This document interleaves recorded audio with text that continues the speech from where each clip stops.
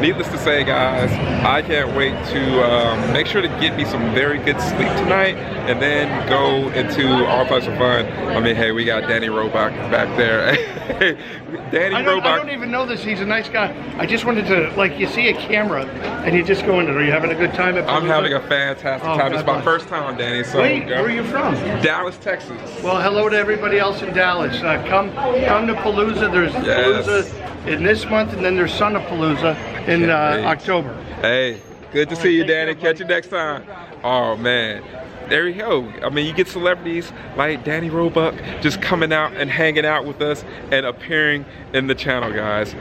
Hello, travelers, and welcome to the Horror Greenbook, the channel that takes you from coast to coast and con to con. I am your travel guide, Brendon, here in Pasadena, California, to finally experience Monsterpalooza. Travelers, it has been a very long time coming. I've always wanted to check out more West Coast conventions, and this has definitely been near the tops. So needless to say, we are going to have a fun time, guys. There are a lot of celebrities in the house, like David Arquette, you know, a ton of people, guys, like the Kyoto brothers. Just the list goes on and on. Shawnee Smith. You know, just a ton of convention favorites, guys. And what's really cool is being on the West Coast, you get all types of people that are really involved in Hollywood. And this one is very, very Hollywood, guys. So expect a lot of special effects, a lot of makeup, a lot of cool vendors, guys, that we really don't get a chance to see often in our neck of the woods. So we're gonna have a blast, guys. Stick around. Let's go ahead and get to the spooky stuff. You see how vibrant it is. I'm walking around now, try to see exactly where Will Call is. I'm gonna ask somebody. There's a lot of hustle and bustle, so hopefully I haven't walked past the particular entrance. I see a lot of signing lines, but I haven't seen the actual entrance. But hey, we're learning the lay of the land here, guys. We're gonna get straight to it. Oh, there we have it, Will Call right there. And I'm glad that I came a little bit later to avoid the line. I just really need to get my wristband or a lanyard or whatever they're giving out so that I can get in efficiently come tomorrow, which you guys know Saturdays are always wild. All right, guys, there are a ton of people here. I'm literally just getting here, so I'm trying to get the lay of the land, checking out the vendors and such, so let's go. Here we have the museum line to go into the Monster Museum. We'll probably get in and check everything out. What do you say, guys? Okay, guys, we're at the end, and let's go and see what cool creatures we can check out at the Monster Museum. Okay, guys, here we are in the Monster Museum. Check it out. Wow. Freaking amazing, guys. Look at this very awesome Vincent Price here. You know, I love Vincent. He was just in his hometown of St. Louis not too long ago. It's very, very dope. Wow, guys. They all look so dope. It's like you really want to take your time to really admire every single last one of them because they look fantastic.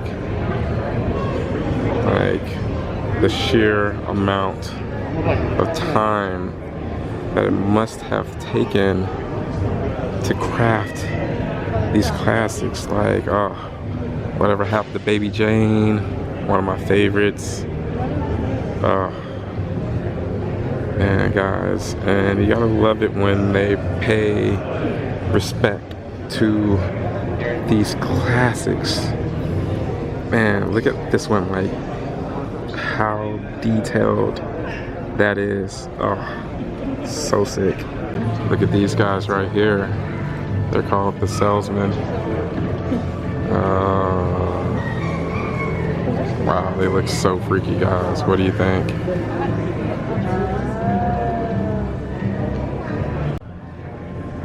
Frankenstein's Graveyard Classics. Wow, look how dope that is, guys. just love getting all of this awesome horror history. You know, you see Jack Pierce right here with the man, Boris Karloff, chopping it up in the lab, creating some masterful creations. Guys, we're here at the Art of Joe Riley. It's cool seeing all these masks here, guys. Very good ones. I mean, who doesn't know this iconic one from all of our films that we just know and love? Man, I'm just loving this, guys. It's such a vibe. And we got GBG member over here, Bumper, hanging out, vibing. We just linked up, man. I've only been here for maybe, you know, 15 minutes at that, and we're already linking up, having a good time, travelers. I wish you could be here, but if you can't, you're still enjoying the fun, guys. And we're just hanging out, enjoying all these very cool models here. You know, we got the Corpse Bride over here. Man, got some 007 action here.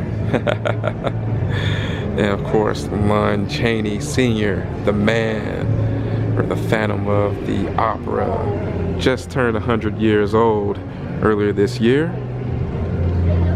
And the film that inspired John Carpenter to have one of the best remakes of all time, The Thing from Another World. Guys, if you love the art of horror and the history of it, you gotta come here. And this film is the one that you have to thank for all the twist endings in horror. The Cabinet of Dr. Caligari. It's a very cool watch just for the history of horror, that's for sure, guys. That's something that you're gonna hear me say a lot at this Monster Museum, because I mean, special effects and makeup is a very huge part of why we love these creatures. Oh, let me see. There we go. Let's go ahead and get that focused again. Man, guys, I'm really digging this. And we have all types of early monsters represented. I love the golem back there. That's very cool. Then we have Count Orlok, some Metropolis action. And the film that I really wish wasn't lost, London After Midnight. Who wouldn't love to see this in its actual full, you know, glory? But alas, we don't have a time machine. And you know, it's sitting around rotting in somebody's garage or attic. Makes me shudder to think about it. Okay, guys, let's go through the exhibit hall, see what's popping. Let's check out some of these awesome vendors. You know, this is what I live for, guys. I am finally at Monsterpalooza, guys. I cannot believe it. All right, travelers, we are at the booth here of Sweet Siren, and I was totally digging the aesthetic of these awesome pieces that they have to offer here, guys. You know, I'm coming all the way from Texas, so you know the whole country western vibe. And you know, we love vintage vibes here on the channel. So this is totally giving us everything we love, you know. We got a little bit of the pinup, vintagey, got a little bit of the tiki vibe there. Oh, what is there not to love, guys? So, if you are interested in checking out more information, you can find them right there, sweetsirendesigns.com, and tell them that the Horror Greenbook sent you. Now, you guys are very familiar with Mondo. They've created all types of amazing posters that we know and love. And look at all the cool things that they have right here to show us, guys, to unveil. Beautiful items, guys. And if you're a fan of, you know, the Masters of the Universe, hey, this is just beauty to behold. Amazing artists. Our sculptors are amazing. I'm always blown away by them. It's just so crazy, like the amount of detail and just the care that goes into it. Like, wow, guys. I work on the factory side, so my whole thing is that I want to make sure these are as perfect as possible. So we have a great team overseas. Hey, we certainly appreciate it, for sure. I'm a collector too, so I'm like, I don't want to disappoint. I'm doing best I can.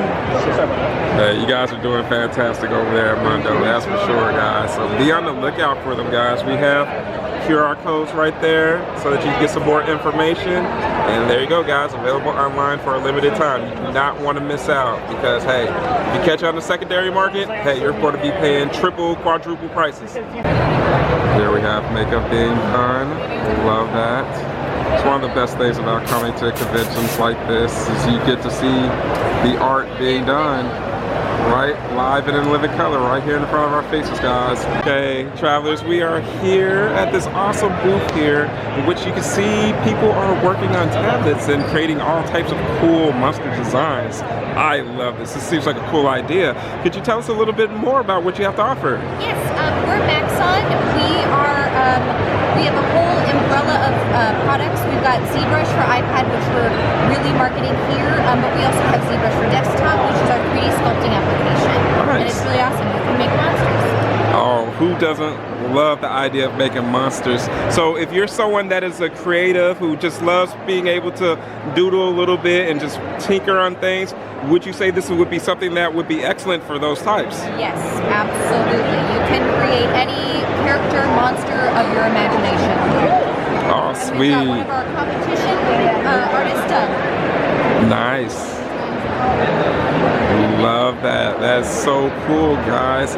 And if you want to check them out, we have QR codes here where you can find all types of cool information. You want to check them out at Maxon One.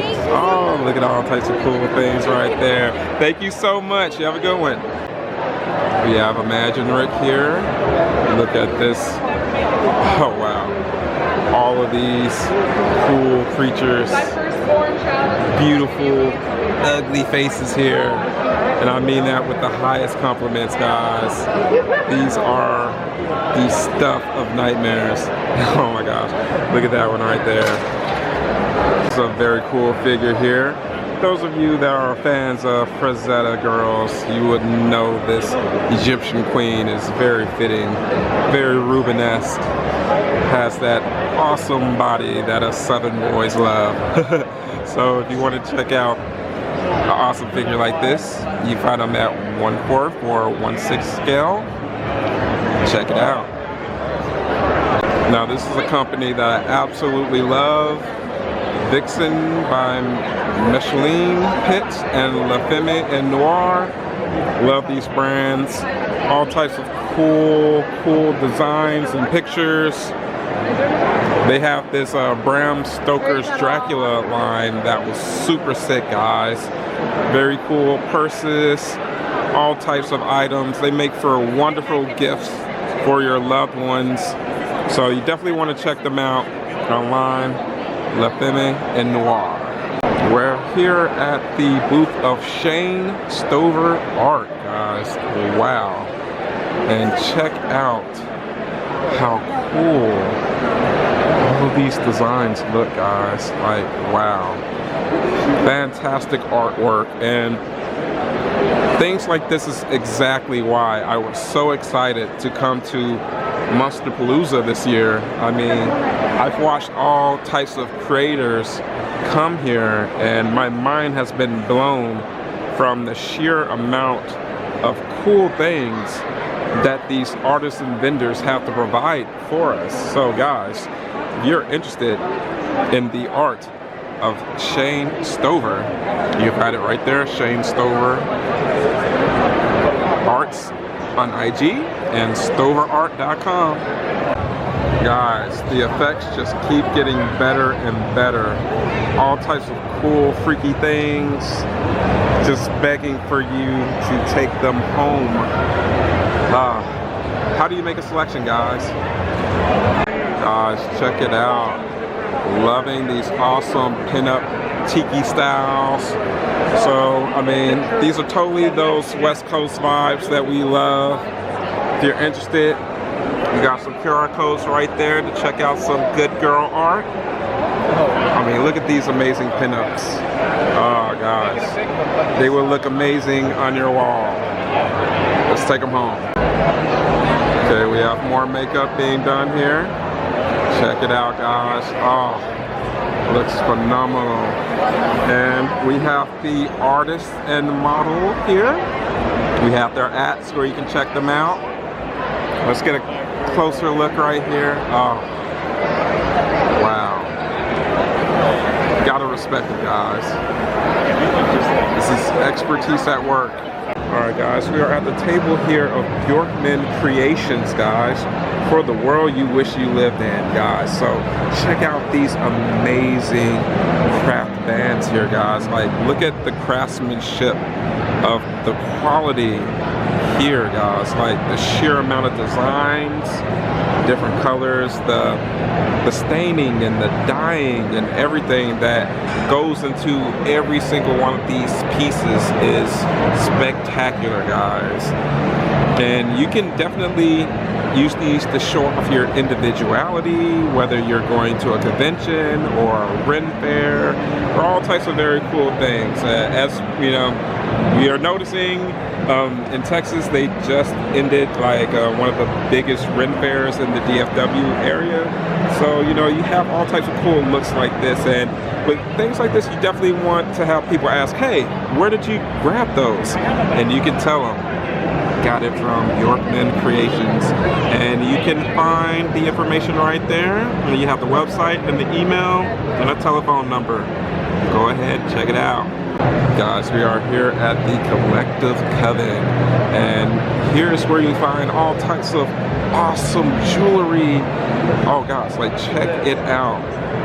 Like all types of rings, necklaces, guys, earrings, anything your spooky heart desires, you'll be able to find it here. And they're very, very affordably priced, especially for the quality. Guys, this is where you want to come and spend your bucks with good small businesses like this. They're coming out here offering you very quality products. And we also have cool outfits here. I mean, if you're a fan of The Shining, what way to style on your friends at a convention. And what I loved here, we have all types of things, guys. It's just a fantastic booth here. I love the bondage sets here, but hey, that's getting a little bit more mature. But hey, you can cover up with those. Those are also still pretty cool. So if you're interested and you want to know more or shop with them, check them out, thecollectivecoven.com. And we have the Best Little Horror House. Awesome name, guys. And for an awesome name, you have to have awesome products. You gotta love the Serial Killers line. They have all types of things here. Micro masks, they have magnets, stickers, pins. Got puppets. Look at these cool puppets here, guys. Gotta love it. All types of cool things to take advantage of here. Gotta love it. So guys, if you're interested, you can follow them there on Instagram. There's the QR code, and we have a card here. There we go, guys. BestLittleHorrorHouse.com, guys. Check them out. Show them some love. All right, guys. We're at the booth here of Sick Rick Masks. Find them at SickRickMasks.com. Very cool. Look at this Pogo the Clown one. Got an Anton LaVey one, Aleister Crowley. So guys, if you are a fan of the sick and demented, you gotta come out to Sick Rick's. Guys, have a little bit of everything that you want, guys. So if you're into the macabre, it has you covered, guys. Make sure to go ahead and check them out. Very cool stuff. Alright, a few of my travelers are spooky girls, or I know all of you definitely know a few spooky girls. So guys, if you are interested in checking out some amazing makeup, look at these cool palettes here. Amazing colors, guys, that just pop. And look at, you know, the inspirations for them. Very cool, guys. Love it. And you know, I love showing these cool vendors and businesses that, you know, you can't find sometimes in my neck of the woods. So I love shining a light on what they have to offer so that you guys can check it out. So if you're interested, you can check out more information right there at SpookyGirlCosmetics.com or at SpookyGirlCosmetics, wherever you need to search online, guys. Check them out. Travelers, I'm trying to flow through these vendor rows in this first haul because there are a ton of vendors to go through, guys. So I tried to make the most of my couple of hours that I had free on Friday, but we're gonna hit the ground running tomorrow on Saturday because you know it's gonna be madness in here. And hopefully I'll grab the one autograph that I need. But I'm hoping to head to the Terrifier panel to get a good spot and get some good content for you guys before calling it a night because it has definitely been a rough one. Well guys, I'm making my way towards the next exhibition hall to try to make my way towards the actual panel. So we'll see how it goes, guys. Looks like there's a line to get in there. Right now, this is the second hall where they're doing photo ops and we have a few extra vendors. Making my way towards the theater for the panel and everything and hanging out. So we have like maybe an hour left before the end of the first night, but man, guys, just for me being here, maybe, you know, less than 3 hours, it has been quite a fun trip. Can't wait for more. Guys on a few times. So in 2016, a filmmaker and special effects genius gave a character he created named Art the Clown his very own folding feature, shot for under 50 grand, and gave birth to a legend, and what has become horror's most infamous icon. After a successful crowdfunding campaign, the sequel, Terrifier 2, made history, turned from being a limited run special engagement theatrical release to a worldwide phenomenon. It was the movie they dared to dispute in theaters, with reports of people passing out and vomiting in their seats. Screenings were extended, bringing in over $15 million and changed the movie industry in the process. Last year, we got a monumental follow-up that is a masterpiece of cruelty, gore, and vindication with a big old beating bloody heart. It immediately topped the box office with an opening scene so insane, not only was more fans and get more vomiting in the theaters, but the thing was banned in over 18 countries. Over $90 million worldwide, making it the highest grossing unrated film of all time. Ladies and gentlemen, let's roll the trailer for Terrifier 3.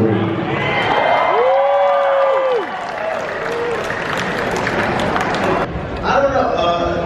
The reason, the moment where I realized this was bigger than I thought it was when we tried to raise 50 grand for the Clown Cafe scene through Indiegogo for Terrifier 2.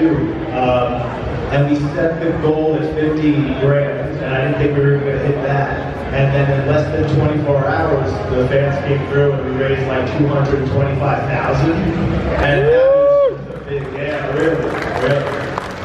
That was a big eye-opening moment where I said, okay, this is bigger than I think it is.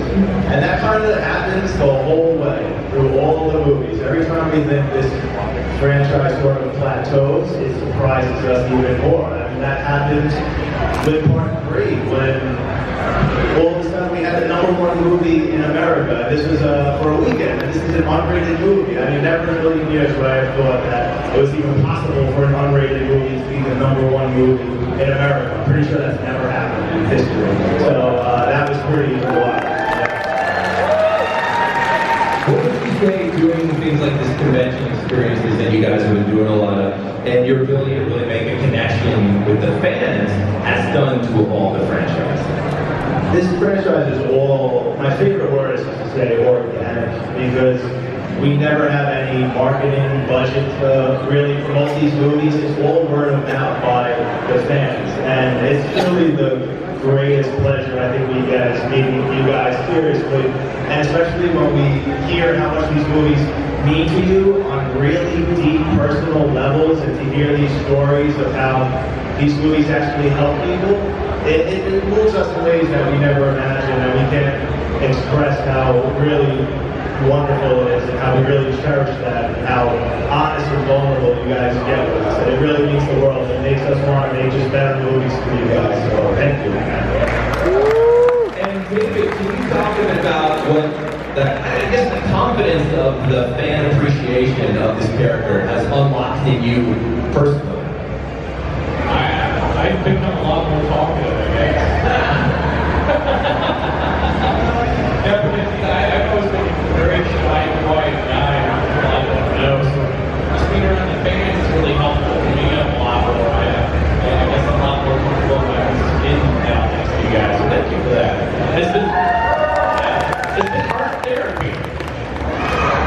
comfortable wearing other people's skin too. Just get Terrifier on. Yeah, that was an interesting moment. Oh boy, that was actually that's true though. That's true because I was always very self-conscious about my body and stuff like that because I was always very skinny growing up. I go, what's got me fun of? And then he wants me to be naked, and I'm like, great, my first film, and they see my tush. Awesome. I'm sorry, everybody. After the explosion of Terrifier 2, I'm sure it unlocked a lot of doors for you, Damien, having meetings, different people pitching you things, other scripts and collaborators. What made you decide to stay the course and go straight into Terrifier 3 as your next project? Yeah, it was really cool. It did open doors. I did get to go to Hollywood pretty much and just go to all the studios and take meetings with executives and presidents of LI. But I mean, really, I got to go to pretty much all of them. And a lot of them were interested in Terrifier and like more as a curiosity, like what is this? Like why is this so successful? And like if there's any kind of code we cracked, they wanted to know if they could be a part of it. And there were times where I was very close to signing a deal for Terrifier 3 with a studio, but I would hear these little notes that kind of, freak me out a little bit, for lack of a better word. Just like, we don't really want to call it Terrifier 3 because not enough people know about it, so why don't we just rebrand it and call it Terrifier again? And of course, it has to be rated R. You can't go unrated, so these big kill scenes, you're going to have to pull back a little bit. And then I said, look, we got to this point, the first movie cost, at the end of the day, about 50 grand. The second movie cost about a little over 300,000, I think. So I was like, there's no reason to turn this into a $10 million, $20 million Hollywood movie. I might as well just keep doing it the way it's been made, and just the way you guys have just appreciated it at this point. It was actually pretty simple. Pretty simple decision at the end of the day, just keep making it the way we're doing it.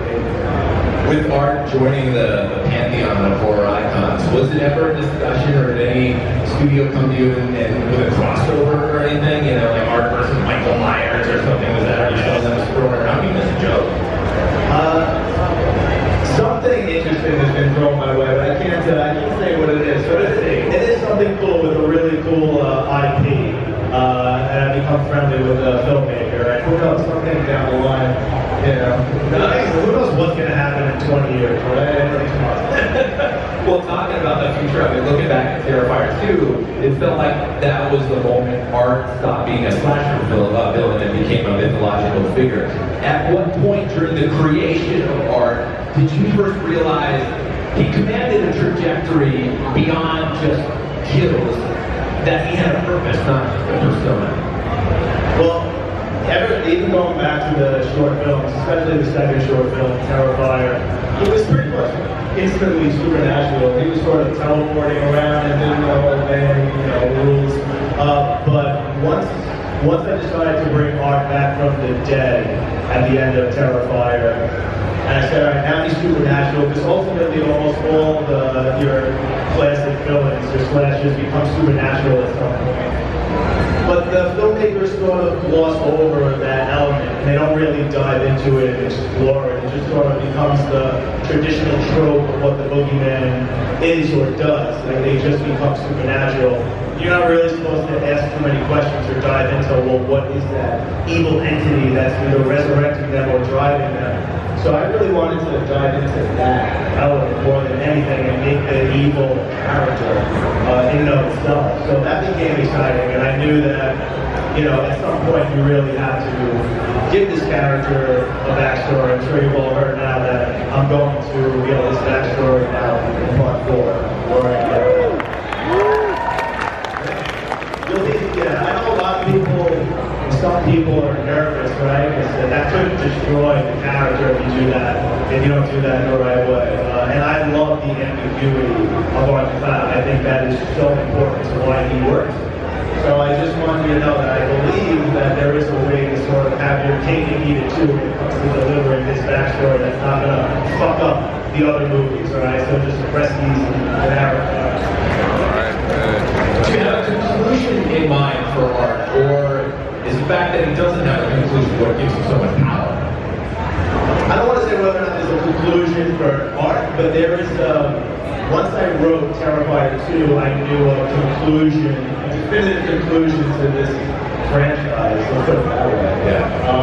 Yeah, I know. Like, I knew exactly, like, to the shot, pretty much how this was going to end. Well, and it will be part 4. Yeah, part 4. All right. Well, David, with your portrayal of art, without spoiling anything that you may know or may not know, how have you evolved the way you perform him as the character's own lore and mythos has expanded, especially going into 3? Well, I kind of look at people constantly evolving as well. Because, you know, starting with part 1, he was human, and he's resurrected at the end of that. So he's like, oh, he's a lot more confident, cocky. So he's like, yeah, I came back from the dead. Take that, Jesus. You know? Yes, you're like, what? Well, there you go. But so I was like, okay, going into part 2, it's going to be a lot more cocky and arrogant. There's going to be a lot more rightness with ways to it, because that's what they need to be defeated. Then it comes up against this atmosphere, and it also can't hurt him. And so that kind of sets him back on his heels a little bit, you know, chops off his head. Spoiler. So it's like, okay, so part 3, when he comes back, okay, so he's kind of been dead now. And he actually knows there's something out there that can hurt him too. So he's got a lot of unbridled rage built up, and he's also still wanting to have fun too. It's Christmas. You gotta have fun. So it's like, okay, well, how can we balance that? Having so much jolly fun with what he's doing, and then he gets down to business with Savannah. And with that one, he really has someone really guiding. I mean, we had a little bit in part 2 with the Pale Girl, but in part 3 we had Vicky there after Pale Girl had taken over as the guiding force for him. So we're like, okay, yeah, you're having some fun, but now you got a mission to do. You got to get rid of this girl and all these other people around her because they're a threat to us. But like, once we get that all settled, then we can have more fun. So I was like, okay, so he's a man with a mission now. But then I love how it ends in part 3. That's like when he gave me the script for part 3. The one part I was like, whatever you do not change this ending. Because I love how it ended with both Anna and Art losing their powers and getting back to square 1. And so that's really set Art back in a whole way. So I'm excited to see where we can take Art going forward in part 4. Because now he's like, oh god, I don't have my powers now. And also he's got a real Bruce. He wants that back. And he also wants to get her fired. So I'm very excited to see where we can go forward. Have you read what Damien's written for part 4? No, and I love how he's kind of laughter. Because I know stuff that I don't know that pisses me off. Yeah, I think it's I might be way off on this. I have no idea. I have no idea. That whole time he was speaking, there was just fart noises and like.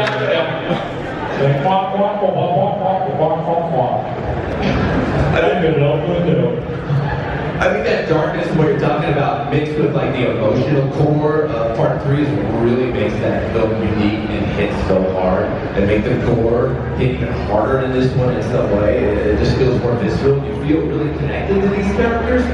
How did your growing awareness of, I guess, art's cultural resonance in the horror community affect your writing and performance choices in T3? I mean, when you start to realize what these movies mean to people, and it's not foreign to me because I am a horror fan. I've been coming to these conventions as a fan since I'm 12. I've been watching these movies since I'm 3. So I mean, they really have a big impact on your life. So when you see people with tattoos and dressing up as these characters and just giving you letters of how they've gotten them, like I said, gotten them through some really deep personal things, you take it very seriously, and I never want to phone these movies in. And I want these movies to have a shelf life. A lot of movies, they come out, they're celebrated, and then they quickly just disappear. And I want these to, if I can be so blessed to have them last, and have, younger generations be able to celebrate them. So love to take, not that I love, but I'm willing to take all sorts of criticisms, and I'll dive into the fucking lion's den, right? I'll go on YouTube, Letterboxd, anywhere, and I want to read what people are saying about the movie, the good, the bad, the ugly. And if there's sort of a resounding note, a negative critique, you know, you might want to take that into consideration moving forward, right? You can't just be like, oh, fuck it, you know, it's my imagination, or they'll take whatever I get. It's like, no, there's a relationship here, you know, it's like I'm giving you something, but you're giving me something back, right? It's sort of a, you know, it's a dance, a two-way street. So I want you guys to appreciate what I'm doing, what I have to offer. So I take that very seriously, that you can really get some constructive criticism from listening to things. Yeah. And you guys, you talked about just having this legacy that kind of goes on forever. That generations will discover. Danny! What do you think is the thing that makes it? Hey, Mr. Daniel Roebuck, how's it going?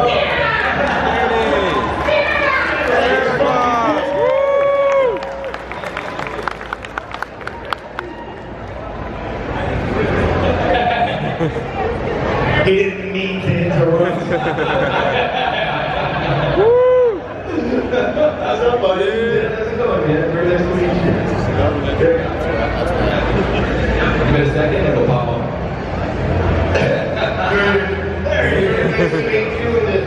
My brothers of Monster. Hey everybody, God bless. I'm sorry I'm late.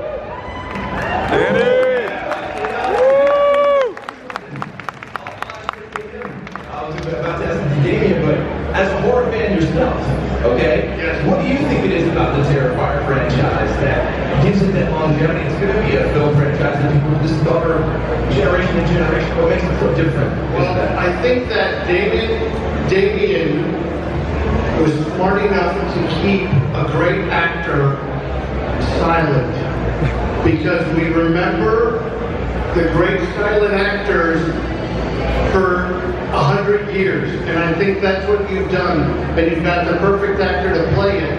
But that's what I think. What do you guys think? Yeah? Mimic, you know, the Freddy Krueger, you know, there's your lunchbox or whatever joke he would say, that they would come up with a joke and then they'd have to make a kill to match it. And keeping the clown silent and making it grand, how do you say that? Grand Bourguignon? Grand Bourguignon? David, if we go out to dinner, we should order the Grand Bourguignon. I'd love to see what they bring you. Well, they bring you a plate of bread and spaghetti. But because he's such a smart guy, and these movies are made with love, that's the other thing. I'm almost done talking. You know, New Line and Universal and all the people putting out those huge movies, they're made by committee. Right there's the committee. That's why the movies are great.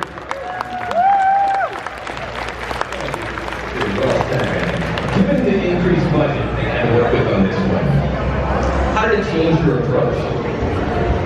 It was, you know, it's interesting because in some ways it really made my life easier, and in other ways it made it a lot harder. Actually, Terrifier 3 was the most stressful movie out of the trilogy because we had the most money. You know, we had great crew members and great actors on this one, but we really had to, like, you're locked into a schedule, and once that train leaves the station, like, you gotta go and you can't stop. And also, you have a lot more eyes looking over your shoulder and people on set watching every move you make, which is very nerve-wracking. It's not the most pleasant way to make a film. But on the flip side, it was the first time I was able to hire a professional makeup team to come in who could execute the effects on a level that was even better than what I could do on Terrifier 1 and 2. Because it's very difficult to direct a film and do the makeup effects. It almost never happens on this scale. You know, and also, that's one of the reasons why Terrifier 2 literally took years to make. Because me and my producer, Phil, we really did almost all of the special effects ourselves, which is really wild. And we were just shooting like 18-hour days, 6 days a week sometimes. And you can't do that with unions and stuff, right? There's a lot of regulations. So you know, I was able to focus more with the other departments and really focus on the production side and work with my actors more and lighting. So it was a lot better that way. And David, you've always had this very tight dance between your physicality and the practical effects, and a real relationship that you kind of cultivated with Damien here on that. Did working with the new team change your experience or change how you synchronize your performance with the gore in any way? Not too much, because Damien was still there a lot. You know, he was. When we did the first one, he was doing my makeup, so we had a lot of conversation time and cheer together to go over the day of whatever we were planning on doing. So, but I still had a lot of those films still with him and stuff like that. So it didn't really change too much. I think it kind of freed him up in a lot of ways, just to really focus on the actual filming, so he wasn't having to stress out the makeup as much as he had in the past. He still can't help it, though. He still got to come over and say, no. Of course. Let's do that. It's bigger than that. Yeah, but I have to take every. Yeah. But I would say part 3 was probably the most pleasant for you because of the regulations, and we didn't make him film for 20 hours. Yeah. He could, 12 hours and that's it, he's gone. Or he's getting overtime now, it's a different ballgame. Yeah, so definitely. See, it would have been a nightmare if you were just doing the makeup yourself, because it wasn't just my makeup they were doing. They had to do so much more on Samantha that played Vicky in this than I had. I mean, mine was taking maybe about an hour and a half to put on. Hers took about 8 hours to put on every single day. So that would have been a nightmare logistically for him to have to do. It was just like, no. So I was very grateful he actually had a competent makeup team intensely helping out for us. It really helped ease a lot of the stress and helped me flow a lot better. And Dan, you've been on a million movie sets of all shapes and sizes. What did you notice different about how Daniel ran his set? Well, he's a nice person. There's that. We laughed in the morning, we laughed while we're shooting it, we laughed when we're done shooting it. You don't always get that. It's not that other people are actors, but it's, I got to know Damien with the leading brothers on Scream, and I just felt you can't not fall in love with the guy if a man can love a man. I think they can. I love Damien. I'll be back. Thank you. And so, look, you got him. Phil, by the way, if you get too serious, believe me, Phil Falcone will bring you back to a reality. If you say, Phil, I need 2 more minutes in the makeup chair, get that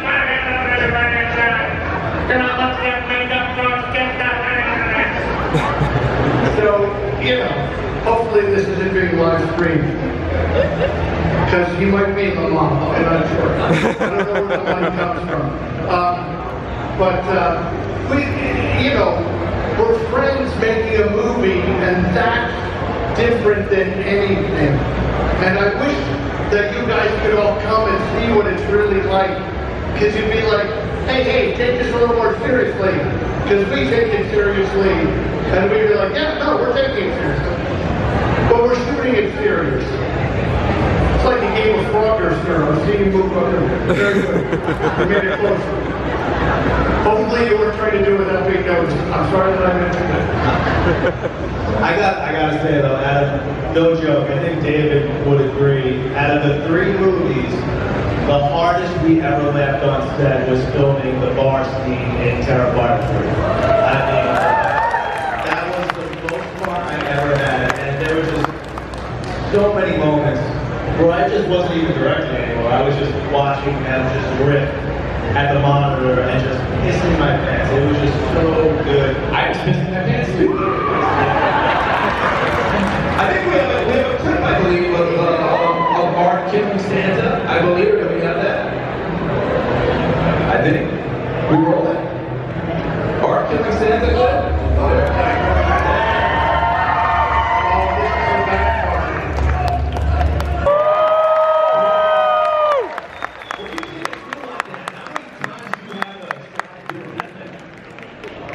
Not many. I think and 2 hands and 2 legs, I think. And that's it. Wow. And like, yeah, and if the 2 heads don't work, they're like, Dan, Step in. we want to try one other thing. Phil goes, I'm gonna kick you in the face when I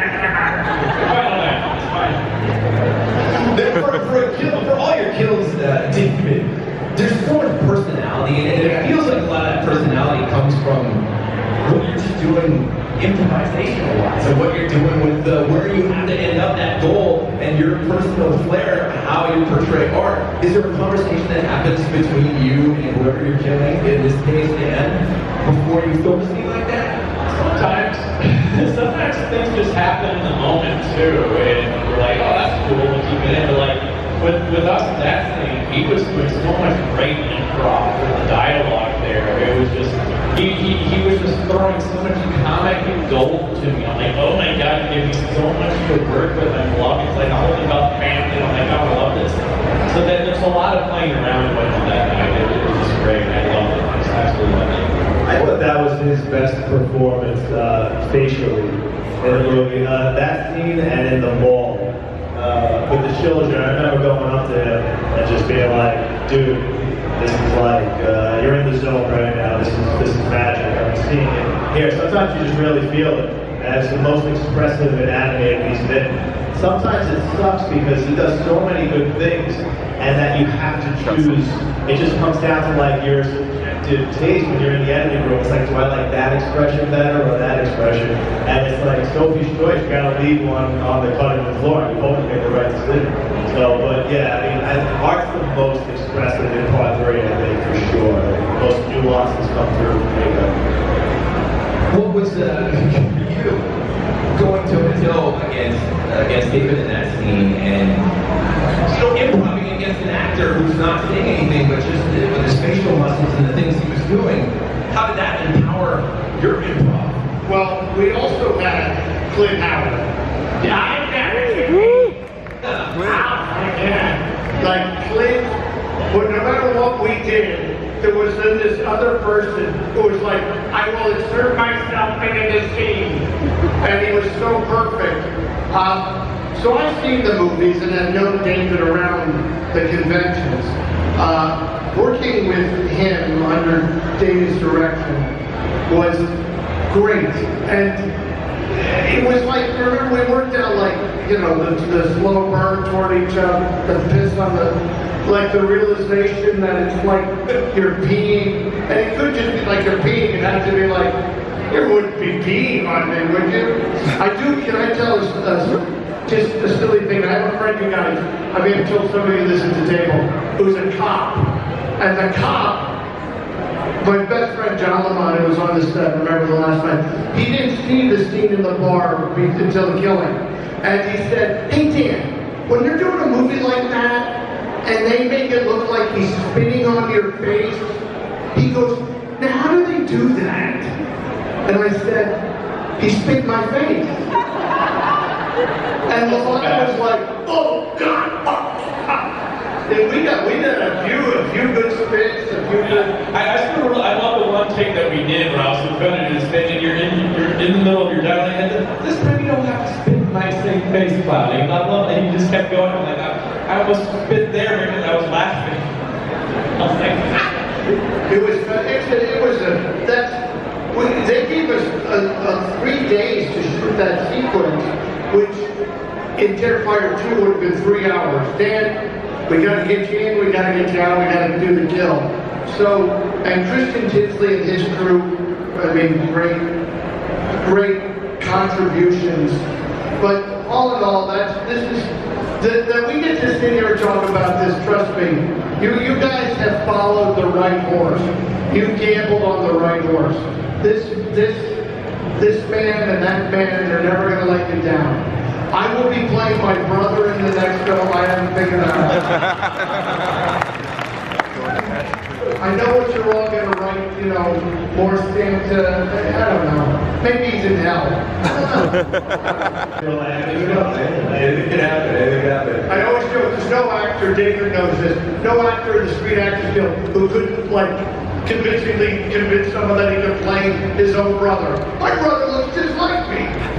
I'll shave the mustache. I'll dye my hair. I'll wear a girdle. I'll talk like this because he's from South America. Whatever. I don't know why I'm talking That is incredible. I love it. We're gonna roll one more clip here. This would be Christmas Kill. Let's do it. Yes. It's everything, right? It's the tone setter, it's the promise to the audience of what they're about to see. How much time and how important was getting that opening scene just right? Super important. That was a big fight I had with Phil one day. Really? Yeah, on set, like telling him we absolutely need 2 more days to shoot this scene to do all the effects properly. Because they take forever. As you know, 99% of the stuff we do is practical, which means you build it physically. It's all rubber, it's all props and blood pumps. And it can take 2 hours, 3 hours just to chop off an arm. And if that goes wrong, you have to reset the arm. That can take another hour and a half before you know your day's over. And like these scenes consist of sometimes 8 games. So you can't just cram these into, one day and shoot the scene as well. So what I do is setting the tone for this one, especially I knew this was going to be Christmas. There was already rumors just based on the teaser that, oh my God, they're going to kill kids now in this movie. And there was all kinds of controversy. Are they really going to kill kids? Are they going to kill kids the way we killed Allie in the bedroom scene in Terrifier 2? And I didn't want to do that. Of course we were going to kill kids. I didn't want to do that. Because it's genuine to Art's character. There's no way, right? When I'm writing and I, get to a scene like that, and I have a moral, the morals kick in, and I'll say, should I do this? Wouldn't you do this? Is this too far? And then Art will say, you pussy, this is exactly what I would do. You're not gonna do this fucking right. And that's what happens. And this is a child's holiday. He's gonna take total advantage of that. So I really wanted to set the tone. But that being said, I thought that there was a way to kind of subvert expectations where we're known for being excessive and showing everything, and I wanted to say, could we kill a kid now but you don't see anything, you just hear it, could that be as effective as if we did show everything? And that's one of my favorite moments in the movie, is just hearing the kid get murdered and not seeing anything. So that was important to set that up, show that we're not afraid to kill kids, but not go too far over the line, but then deliver what you expect and want to see when he starts killing the parents. So it's kind of another way of having your cake and eating it too. And just big shout out to Christy Fox, who plays in the beginning of that. She really set it for what's to come after. And Phil he goes, I need 2 more days. Phil goes, look, Daniel, I gave you some dead bodies. I don't want you to ask me where they come from. We can just chop up these dead bodies. Don't ask me where they come from. They come from somewhere. Doesn't matter. We'll just chop up real dead bodies. Nobody's going to know. Fell off a truck. Yeah, they fell off a truck. Dare you. I got a friend. All right, we're getting the wrap notice because they're going to go back to their booth and finish signing. So we're going to post it with a number on it. That's where you're going to go right after this. One more question before you go, and there's a million more I'd love to ask, but art is becoming fully integrated with the Halloween season. It's been growing and growing, and it's an incredible feat to create something that's doing it. Anything that we have to look forward to as we get to the fall, as we get to spooky season this year with Mark and the Terrifier franchise? Oh my God, so many things that I am not at liberty to discuss. My God, is there anything I can say? I mean, there's toys that are coming out that we haven't even announced. There's video game things that we haven't even announced. There's something really cool that we haven't announced. But there's so much stuff. Like, I can't even keep up with half the things that are coming. So you're going to be swimming in Terrifier worlds for the next few hours. Nice. By the way, I'm going to beat you to all those dolls. I'll be buying them for my own collection. I just want to, it's important that we do a commercial. So they moved, I'm not with my friends. I'm down the hall to the left. Like on your way to Starbucks, that's where I am. But David and I are putting on the Santa costumes tomorrow. Yeah! Let's go! And I know you guys have sold out your thing, but there's still a availability for the Santa Terrifier Santa photo op. It'd be a great Christmas card. No one's gonna know where you got it. That's my commercial. God bless you all.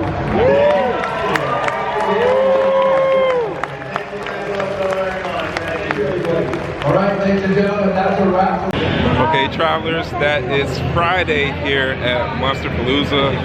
Man, it's been everything that I could ever ask for. I mean, I've only really scratched the surface in regards to vendors and all the things that are here for us horror fans to indulge in. So needless to say, guys, I can't wait to make sure to get me some very good sleep tonight and then go into all types of fun. I mean, hey, we got Daniel Roebuck back there. Daniel Roebuck. I don't even know this. He's a nice guy. I just wanted to, like, you see a camera and you just go into it. Are you having a good time at Palooza? I'm having a fantastic time. It's my first time, Danny. So wait, where are you from? Dallas, Texas. Well, hello to everybody else in Dallas. Come to Palooza. There's Palooza in this month, and then there's Son of Palooza in October. Hey, good to see you, Danny. Catch you next time. Oh man, there you go. I mean, you get celebrities like Daniel Roebuck just coming out and hanging out with us and appearing in the channel, guys. Absolutely love that. So what more reason would you need to come out to Monsterpalooza than that? That's for sure, guys. Gotta love that when the celebs are super forthcoming and dope like that, guys. I mean, hey, he didn't charge for that cameo, guys. So needless to say, show Danny some love and support whenever he's at a con near you. But guys, I'm gonna make sure to get me some good sleep and make my way out to the convention for tomorrow bright and early, and then Sunday for more fun. Hey, never know what we're gonna get into, guys. I got into a few side quests while here. If you know, you know. Over the past couple of attempts in California, I've had record-breaking rainfall, which is very rare for Los Angeles, and the last time was the wildfires for my Creep IE videos. So guys, I cannot wait to just do some more exploration. So stay tuned, guys. We're gonna have way more coming in store for you. Hello travelers, and welcome back. We're going to go into Saturday at Monsterpalooza, of course. And as you know, with any convention, Saturday is madness in all types of good ways. But with that being said, there's a lot of panels that I'm very interested in going to today. So with that being said, I will be sitting on my butt most of the day, getting some good footage with the panels. Hopefully I will get some additional time to you know, get some more vendors and such, because there are just a ton of vendors, guys. But there's just so much to go on with Monsterpalooza. It's a great problem to have. So I'm trying to make sure to get a little bit of this, a little bit of that with you guys in regards to my coverage. But you know, hey, it's just one of those things in regards to a new convention. You're getting the lay of the land and just trying to get the flow of the con. So wish me luck, travelers, for a very good Saturday. And here we have the line to get in. Thankfully it's flowing pretty quickly, so I don't imagine I'll be waiting out here very long, guys. So I actually would have made it here a bit quicker that I got here today, but I actually forgot my extra SD cards, and I definitely was going to run out of footage with the card that I have in there currently. So I had to go ahead, turn around, and that delayed me because, guys, Southern California traffic, it's nothing to underestimate, that's for sure. It is everything that its reputation tells you about itself. But got here, and hopefully I'll catch the last little bit of the panel that I want to go to, but I'm looking forward to the Hellboy one right after that. So we're definitely going to make it in time for all of that one. Okay, travelers, we are back in the house vibing.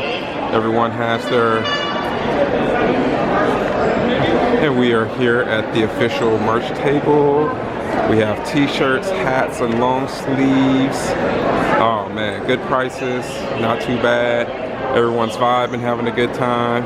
Man, we're gonna get into a lot of fun stuff here today. And to give you guys any idea of how crowded it is here today, man, it is definitely a packed Saturday, but with the cons I've been to, it's pretty spaced out, not that bad, guys. I'm really digging how they have it set up.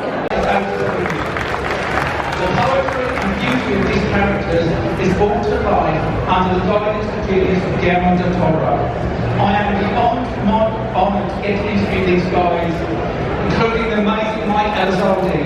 I'm going to start bringing them to the stage. Rob Putman, can you come to the stage?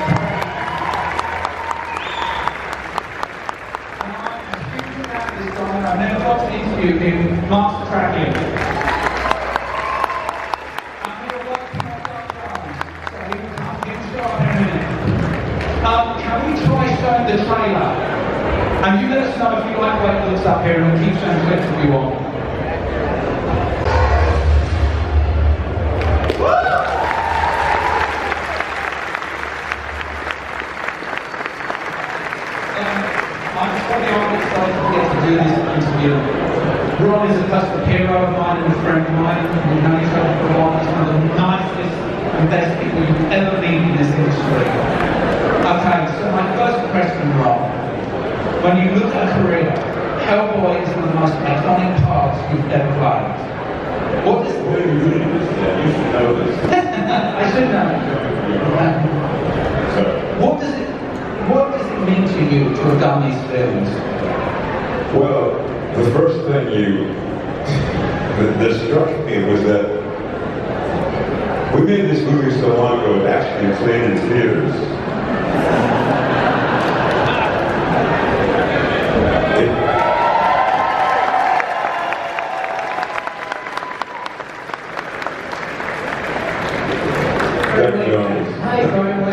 Jack Jones, he ruins every fucking thing I said. I'm in the middle of telling a joke that just fucking walks in right at the punchline. What was the question then? Never mind that other question. What do these characters mean to you? What does it mean to you to play Hellboy? Look, man, I'm sure for anybody who just got born or came back from planet Mars on Muscle Airways, everybody knows the story. Guillermo del Toro fought for 7 years so that I could be Hellboy. And he went through 3 studios. All of them said, listen, we have nothing against Ron Perlman, but he's not going to star in a $100 million comic book franchise. And Guillermo, this was an act of dedication and single-mindedness, unlike anything I'd ever seen before, and unlike anything I've ever seen since, and probably will never see again. He could have made his movie 50 times over, but he only wanted to make it the way he wanted to make it. And that's why I'm Hellboy. And so the whole fact of the production and me being in it, getting to work with these geniuses, still is a pinch me moment for me. It's like still like hard to especially in a world where courage is not the top spiritual force that guides us through. I forgot the question you asked me there. I think you gave a pretty good answer. I wanted to follow on from that though. Talk about Crumbs, because it changed your life, not only just meeting Guillermo, but what it meant to you as an experience. Well, not to talk about me, but since you asked, I thought that no one was noticing anything I was doing because I had, my whole career was basically hidden behind these arduous special effects makeups that took my identity away and only presented this kind of abstract character. And then I got a letter from Guillermo del Toro in 1990, and it was like, oh shit, not only did he notice, but he was making a study of all of the actors who did this transformational stuff and knew everything there was to know, and sent me this beautiful letter saying, I'm making my first movie in Mexico, would you read the script, would you consider blah, blah, blah, and it was like a love letter to someone who really, really thought he was invisible, which I was okay with that because my whole goal was to disappear in these characters, and it was like a punch in the nose to realize somebody actually has noticed it. And that was Guillermo del Toro, and that was his first movie, and that was our first collaboration, which led to now 7 others.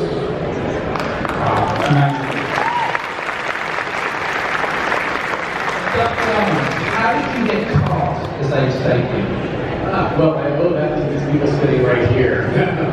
I met Guillermo del Toro on a minute 5 years before, when I played one of his bug guys in that.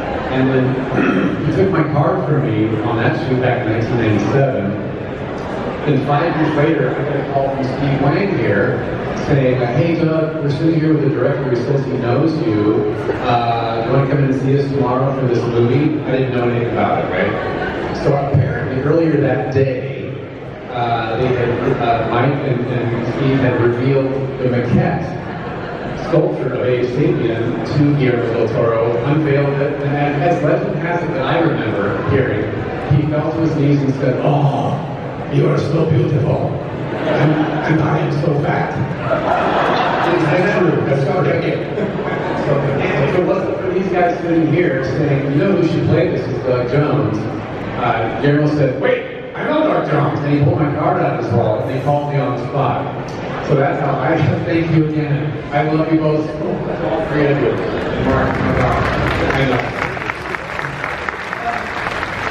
Who's going to play food?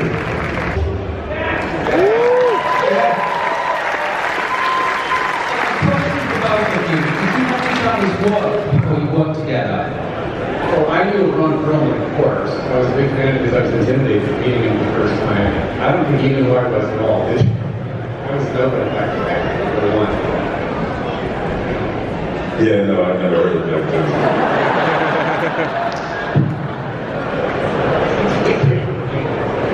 Well, I'll tell you, the scene you just saw, by the way, Ron Perlman is actually a brilliant singer. He does a lot of synopsis style oldies and hits.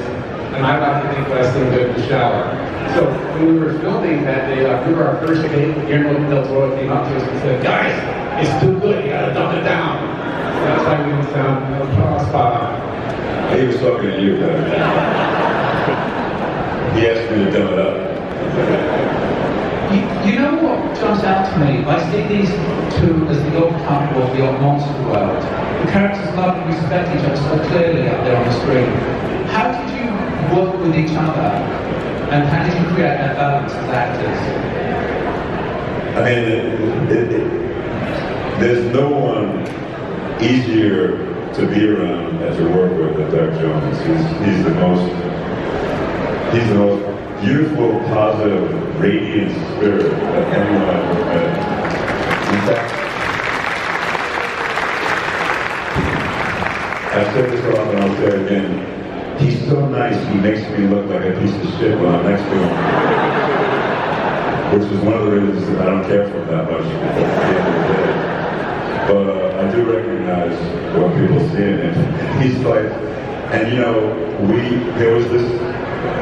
had both come from the same kind of background where we were both asked to completely disappear behind all of the more notable jobs that we were given to do as actors. They may have been important characters, but there was no Ron Perlman, there was no Doug Jones. It was just this creation based on the genius of guys like Mike and Ed, Rick and the geniuses that transformed us.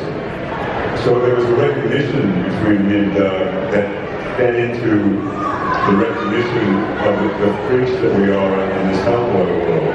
Like we're the only person who understands what Hellboy is going through is Abe Sapien, and the only person who understands what Abe is going through is Hellboy. So, and that was stayed in life as it was for the characters. And I think that bleeds through when you watch the movies. Like Brother Blue and Brother Red was for real. It actually bleeds through in real life. Because I had this experience when I arrived on set for Hellboy 2. I was so happy to see my friend Hellboy. I was so happy to see my friend Abe Sapien. And I realized that we could agree that in a very special place and for a very special period of time, they exist for real. And the camera's rolling, and we're all on. Hellboy is a real person. Abe Sapien is a real person. That was the experience that I agree. And Ronnie said to me when we were doing Hellboy 2, Ronnie looked at me one day and he said, you know what? I think I really am Hellboy and you really are Abe Sapien. Our personalities match our characters. He's the cigar smoking, beer drinking cusser, and I'm the one who likes to keep the peace. I remember one day we were on the hillside of Hellboy 2 filming with a walking lunch. They didn't give us the proper lunch break. I had to sit at the table because I couldn't see my food if I didn't do this. So I was eating a little bit, and one of our production assistants came and said, "You guys, we need you back on set." And I was like, okay. Ron's sitting there and says, "I'll talk when Doug's done eating." And then he goes, "Oh, yes, sir." Okay, he walks away. And Ron says to me, "Doug, stop that being so nice. You make me look like an asshole." Love him. Mike and Sony, can you talk about working on these films? Wow, there's so much to say. I mean, it was for myself personally, and for the team that we brought into the project. It was obviously the thing that launched Spectral Emotion, first Hellboy movie. So it was very special, and a very monumental experience for us. It created a company that we still are proud to be head of today.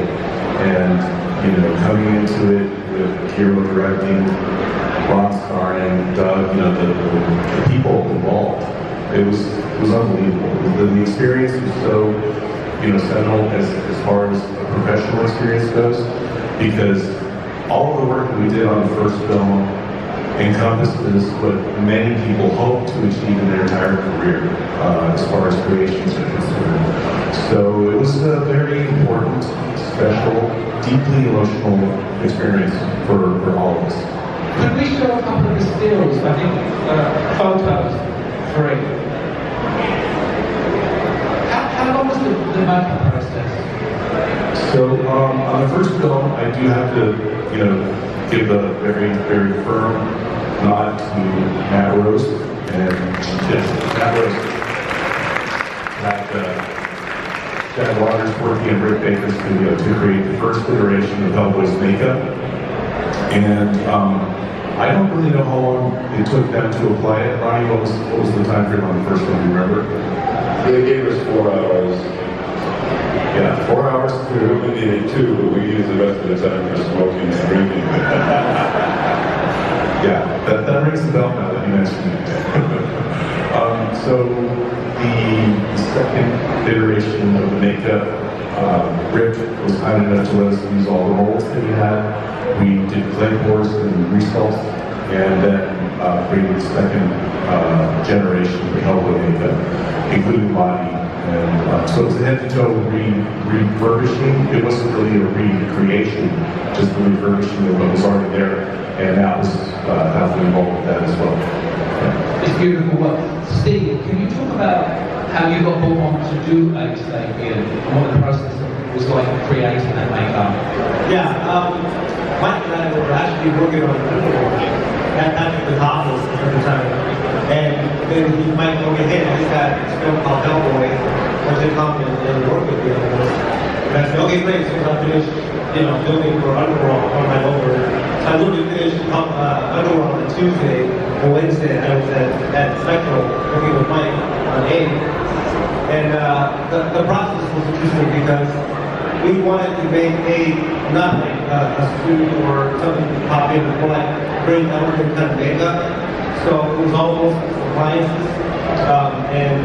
So it took much longer to get him in and make him up. 7 hours a day. Yeah. So, but the issue is kind of quality and the kind of look that it's hard to get up with any other technique. So we all agreed that this is how we're going to do it.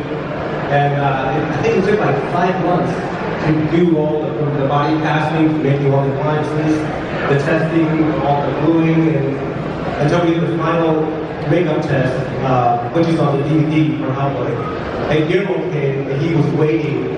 And I think we spent 8 hours that day to. I think it was more than 11 hours. Okay, it was a really long day because it was not like we just glue him on and put him in. Like we glue him on and he moves and go, ooh, that doesn't look good. Let's let him do it this way. We had to find it.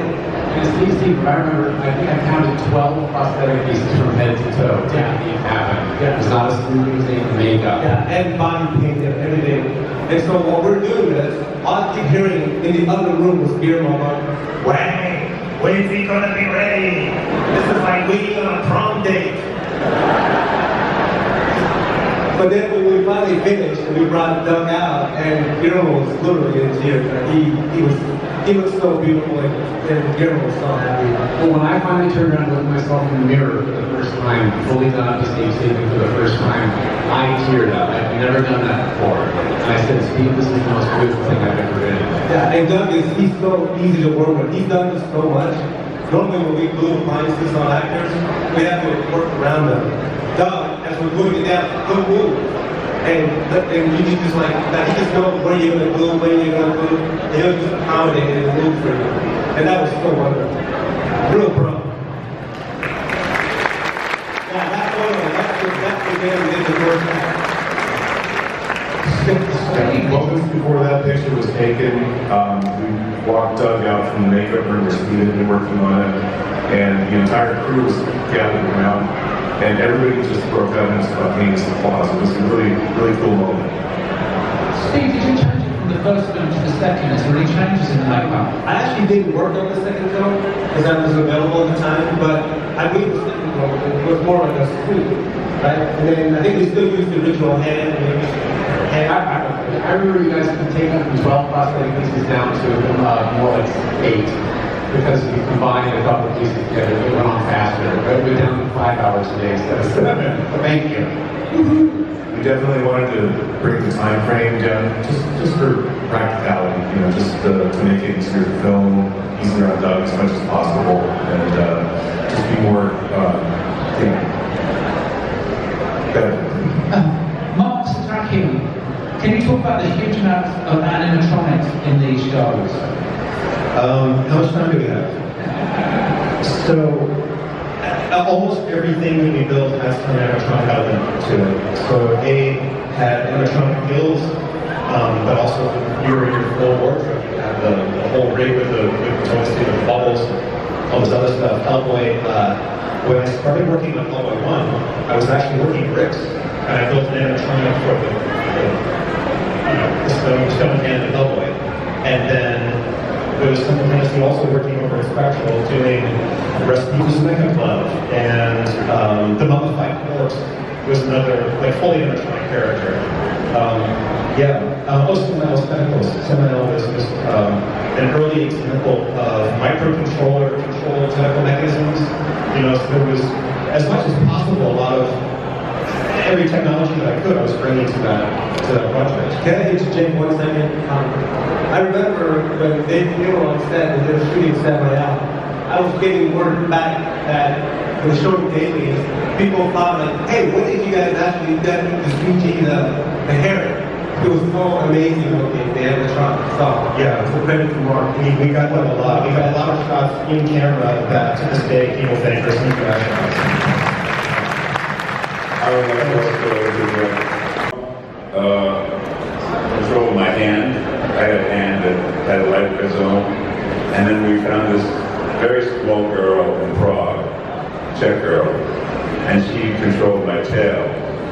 you're acting, and the camera's here, and then the radio, the puppeteers are here, and you're looking out, and you can't not see them. And this little check girl is like going like this.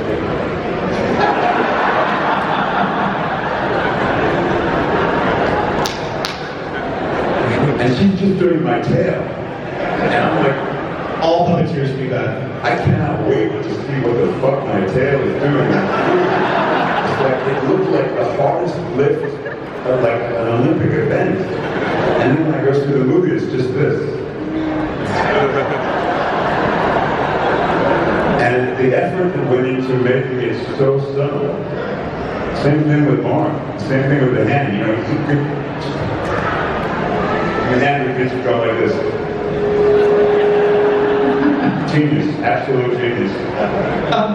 Could we show clip 7, please?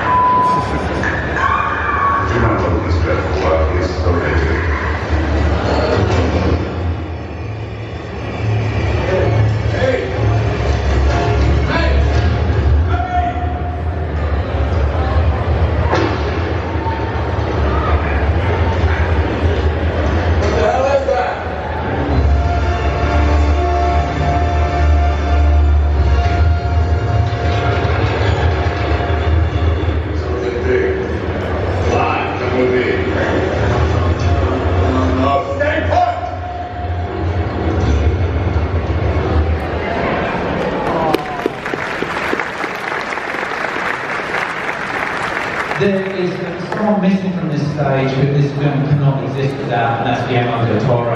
Everyone, please talk about what it's like to work with him and what he means to these films. I mean, if Einstein was a 13-year-old Mexican kid,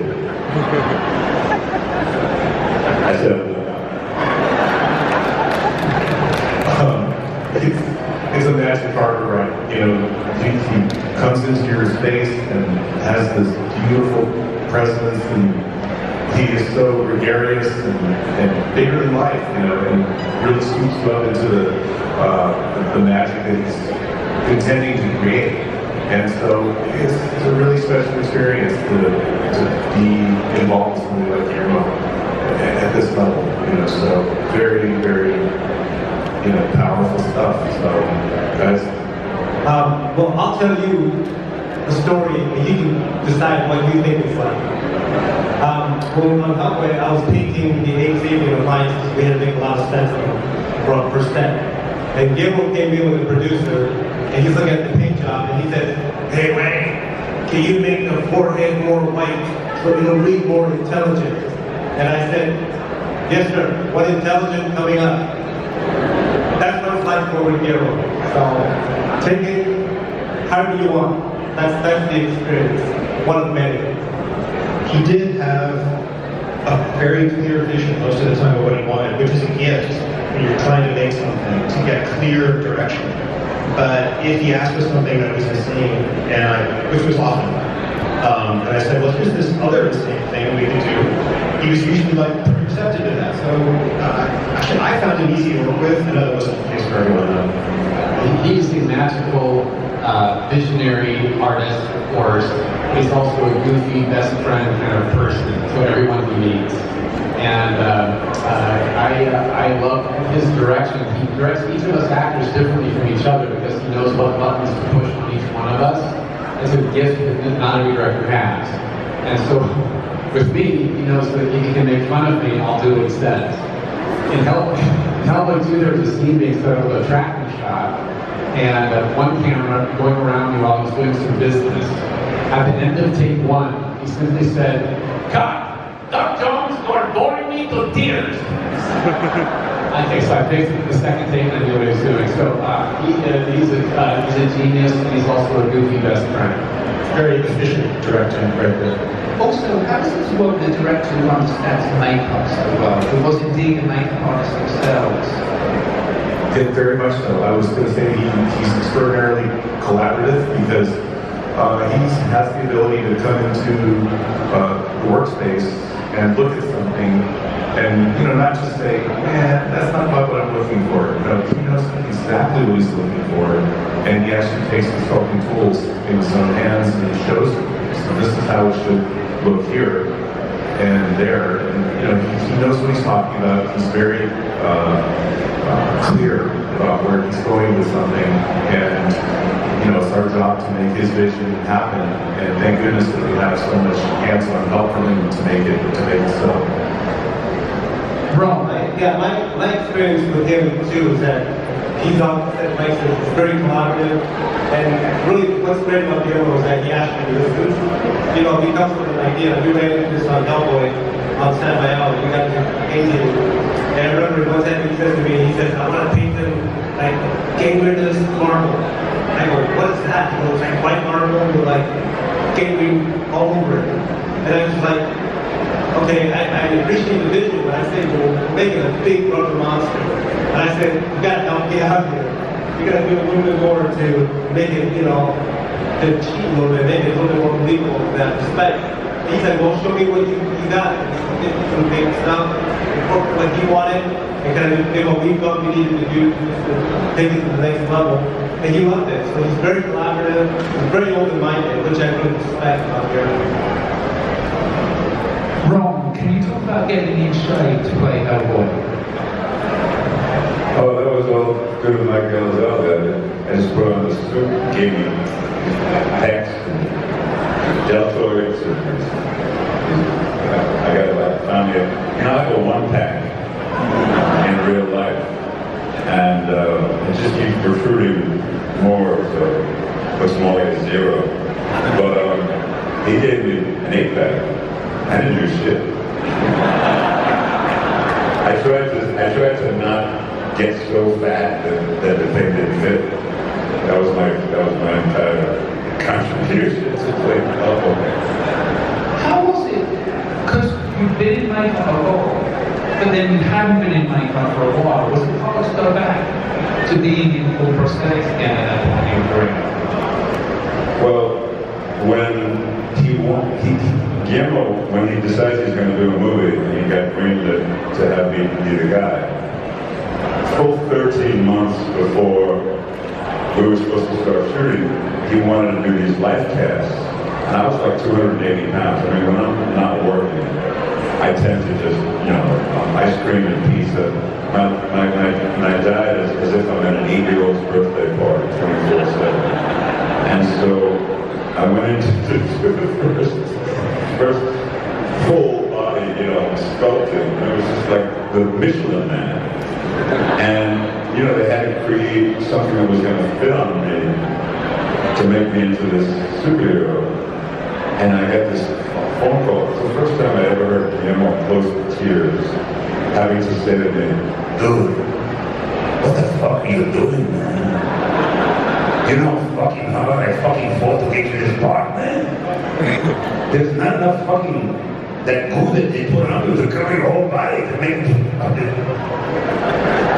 I said, well, we're not shooting for another 13 months. That's nothing to do with it, man. We have to fix it. Anyway, we became like Lucy and Desi, we were just like arguing all the time. I don't remember your question again, Dad. How was it to wear makeup after you hadn't worn it for a while? Because then you've done Beauty and the Beast. People think it's a burden to put on all that makeup. And I just kept saying to myself, you know the guys wish they were playing Hellboy? I mean, one of the greatest fucking characters ever. You know, maybe the most interesting comic book superhero because he had such a, self-deprecating, underachieving way about him. it was never a burden. It was always like, the character is so fucking cool. If I gotta walk on hot coals, that's what I'm gonna do to you know, bring what I can to this gift that's been given to me by Guillermo and the universe. This is a question for both Ron and Doug. Can you talk about working with Stella Blair? So Ron has more to say about her as their relationship on film, but I really love the brother-sister thing that she and I had. They had their romance, which was gorgeous. But it was lovely to have, like, all of us made a family of freaks. And what I love is what I said to her at the end of Hellboy. My last scene in Hellboy 1 was before they go off on their mission, and I'm in my healing tank. And I say to her, I'm not much of a problem solver, but I do know this much. If there's trouble, all of us freaks have is each other. And I think that kind of sums up what we have today. Yeah, I tend to, you know, fall in love with whoever I'm supposed to fall in love with in a movie. I tend to look for all the things that I'm supposed to absolutely go head over heels for about that character. And I tend to look for that in the human I'm playing with. And I bring that to the whole, you know, kind of experience. And so, yeah, I found it really easy to like look into Liz's eyes and understand Hellboy, this is the coolest fucking chick ever, man. She's so goth. She's so like down to fucking party. This is a question for both of you. Again, anyone else watching the thing? Obviously, John Hurt is in that movie. And John Hurt had done the Elephant Man, which I think that was a minimum of a 12-hour makeup. Is that correct? Also, did you guys ever discuss the makeup process with him? Or what was it like to work with him? Well, oh gosh, I remember seeing it when we were examining the museum, the aftermath of Summerale's attack there. When John Hurt's character, Professor, grabs his heart, and I say, Professor, you're sick. During that scene, he was looking me up and down, and he kept saying, he said, you know, I did the Elephant Man. Yes, I know. He told me, he said, but I have the luxury of working every other day. They've been doing 2 days in a row because of the length of his makeup. So his contract. I said, well, too late for me. But thank you for saying so. That was not the first time that I worked with John. He also worked on Spaceballs, and I worked on Spaceballs. I love that was me. What about you, Ron? Did you have any? What was your relationship? Was it very fatherly to your character? I mean, fucking John Hurt, man. What a beautiful, beautiful, complicated, beautiful. Loved acting so much, loved other actors so much. Just was so dedicated to the craft and the life. And there was a purity about it and an innocence about it. Throughout all the stuff that he'd been through, that remained intact, that one marvels at when one realizes what this business can do to you, and he never let anything affect his innocence and his insistence on being the very, very, very best he could be as an actor. I learned so much from him. I love him and I miss him. I'm gonna cry. Thank you for that. Mike, the second movie has way more, my correct has way more makeup effects in it. How much did like it cranked up a little? Is that correct? What was your workload on that second movie? It was significantly greater than the first. Obviously, we had lots of makeup to take care of. In addition to Abe and many other significant characters in the film. But also, there was a large series of scenes called the Patrol Market, which had, countless denizens of that world wandering around in the background. And so we not only created physical characters, but we also created maquette designs for digital iterations of characters. So it was exponential growth from our first build, which was already pretty huge. Second time around, we divided the costumes ourselves. David and David Marty and Wednesday Rebate from EDC Effectos Especiales. Yes, big round of applause for them because they're fantastic.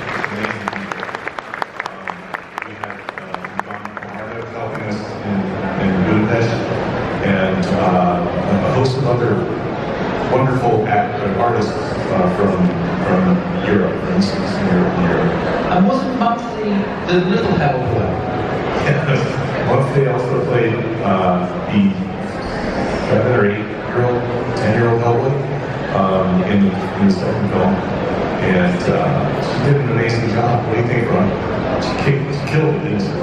Yeah, she was great. So yeah. There's an actor very much like yours now, we John Alexander. Can you talk about, he's an amazing street performer. Can you talk about working with him a little bit? Because I love his work. I will definitely do that and pass it on to Mark as well, because we've all had experiences with John Alexander before Hellboy. And John was another one of those wonderful dyed-in-the-wool artists who just brought everything to the table to deliver in his performances.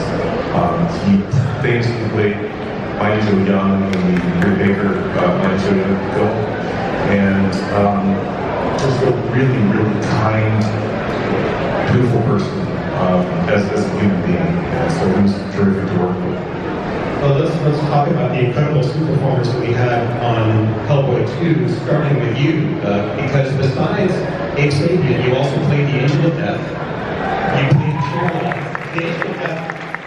You orchestrated my dream. Everyone thought my Angel of Death was, people assumed that was CG. 100% practical.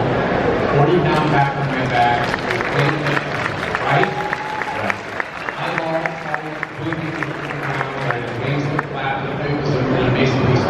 You were amazing as that character. Ben the Chamberlain, then Brian Steele, who played Mr. Wink. He played Patrol, the Baghdadi Troll. He also played Patrol on the Troll Market. He also played Cathedral Head. So we're like quadruple living on our suit performers in that film. And these are all characters that are also animatronics. So that's just like, I could go on for the rest of the day, so I won't. And then John Alexander, who also played two characters. He played the troll with the little cart attached to his body, and he also played Johan in roughly half the scenes he played Johan. Question for everyone. How important is your relationship to your makeup artist when you're working like that, as an actor? I mean, because they're the first people you see and the last people you see every day. And they're with you all day long, chasing you and fixing things along the way. I've also makeup artists wanting to get into creature effects. I have to tell them, you're also going to be a nursemaid. You're not just a makeup artist. We're a nursing home patient. You have to take care of us all day. We go on set having to play something that's superhuman, but we feel less than. It's hard to walk through the set despite being a superhero. So that's the person who's with you all day long taking care of you. So I really appreciate it on all levels. I mean, it's essential that you have nothing but the utmost trust and respect for the makeup artist. That you know that he's struggling over something taking a little longer than he has to is absolutely a problem, that his own genius is needed to solve. You know that he's getting everything in as efficiently and as perfectly as it needs to be. And then throughout the course of the day, you're constantly getting repairs. Like lunch is a disaster, especially when they gave you spaghetti, the repairs are just insane. And making the repairs can sometimes take almost as long as putting the makeup on originally, unless you're the best in the business. And I just noticed, holy shit, you can't do it any better than this. You can't do it any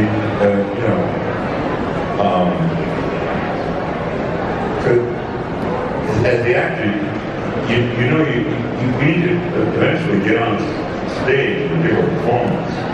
And you want to know that you have as much time to do that as you possibly can, which means it's essential for the people who are actually getting you to that point to get you there as efficiently and as quickly as possible. And that's something that I'm obsessed with, and I know this, and these guys are the fucking best that there ever was.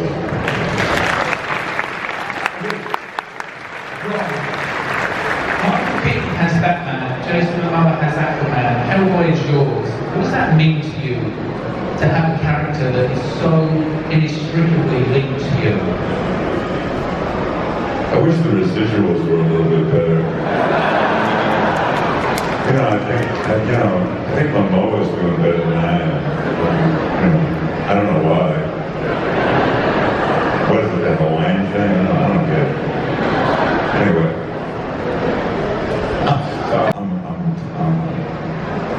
I know why, as the older I get, I realize why Guillermo fought so hard for me to be Hellboy, because I'm really a fucking degenerate, who respects nothing. And that's the whole charm of Hellboy. And so when you ask me a question like that, you're just not gonna get the answer you're looking for, bro. My last question, when you were tapping questions from the audience. Why does Hellboy still work and speak to us so brilliantly?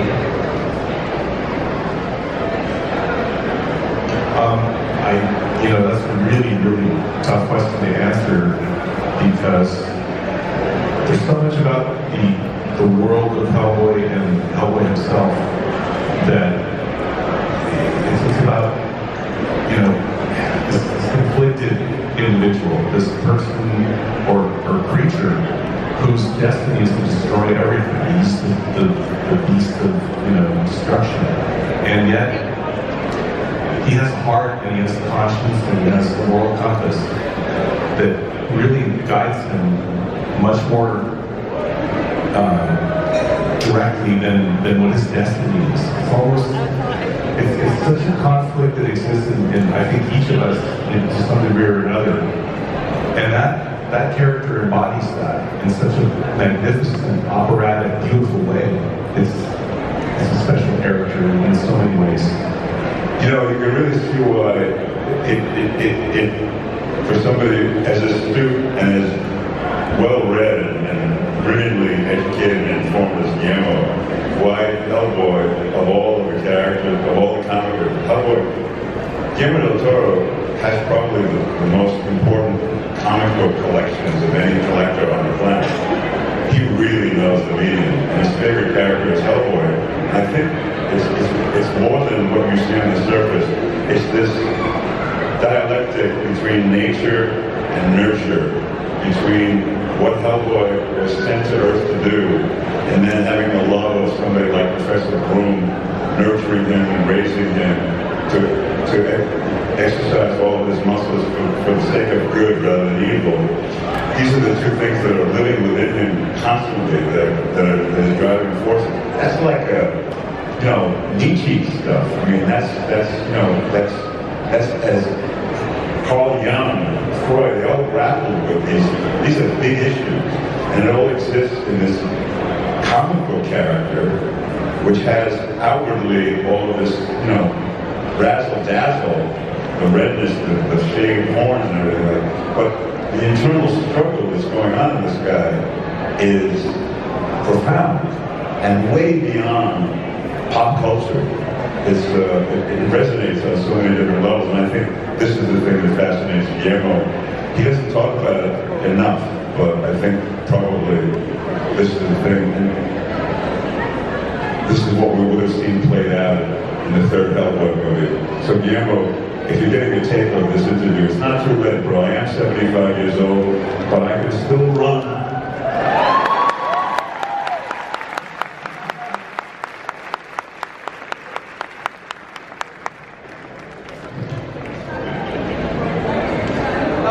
Doug, do you have anything to say about why Hellboy is so enduring? Well, like I was saying before, I think anyone in this room can probably relate to what it feels like to be the monster in the room. Like we all feel, at some point in our lives, we're out of sorts, we don't feel like we fit in, and that's this misfits that like live underground in a secret, government agency. But we're all actually heroes who are beautiful, and what others might look at us as flaws, that's where our beauty really lies. And I think that's the whole theme for Hellboy for me. I think we can do about 2 questions. Does anyone have a question? I'll come over to you with a mic. Here we go. I saw you first. This question is for Ron. I want to talk about communicating through these prosthetics. I'm a huge fan of the Vincent character from Beauty and the Beast. Don't make fun of me, please. What I want to know is, how are you able to communicate the depth of humanity and the bestial nature of that character through all of that foam? How do you do it? Harry, could you paraphrase that and say that again? I didn't quite get that. I was going to say, Ron, how do you communicate all, like Vincent, the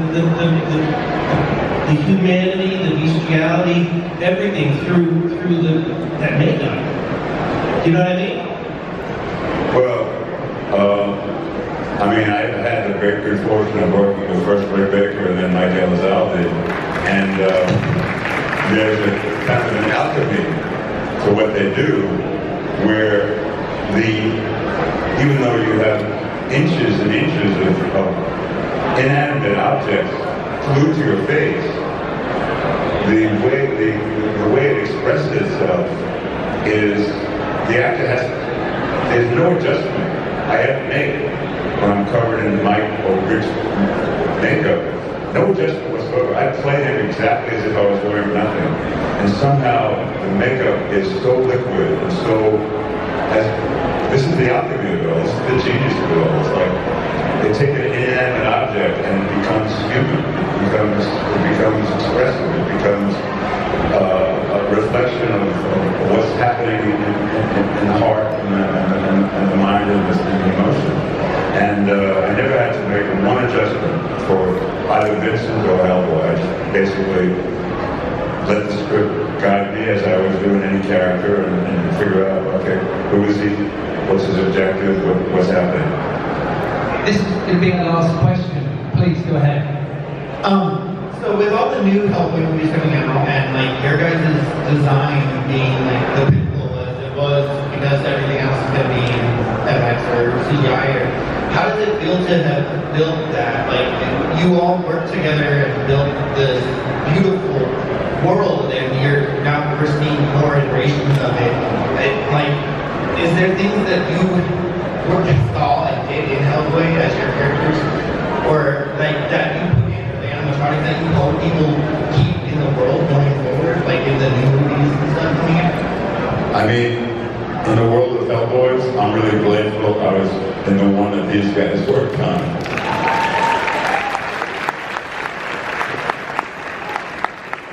I think we can do one final question, Harry. Okay. Somebody close to me? Get that hand up. Okay. Come right over. Here we go. Speak right. Howdy.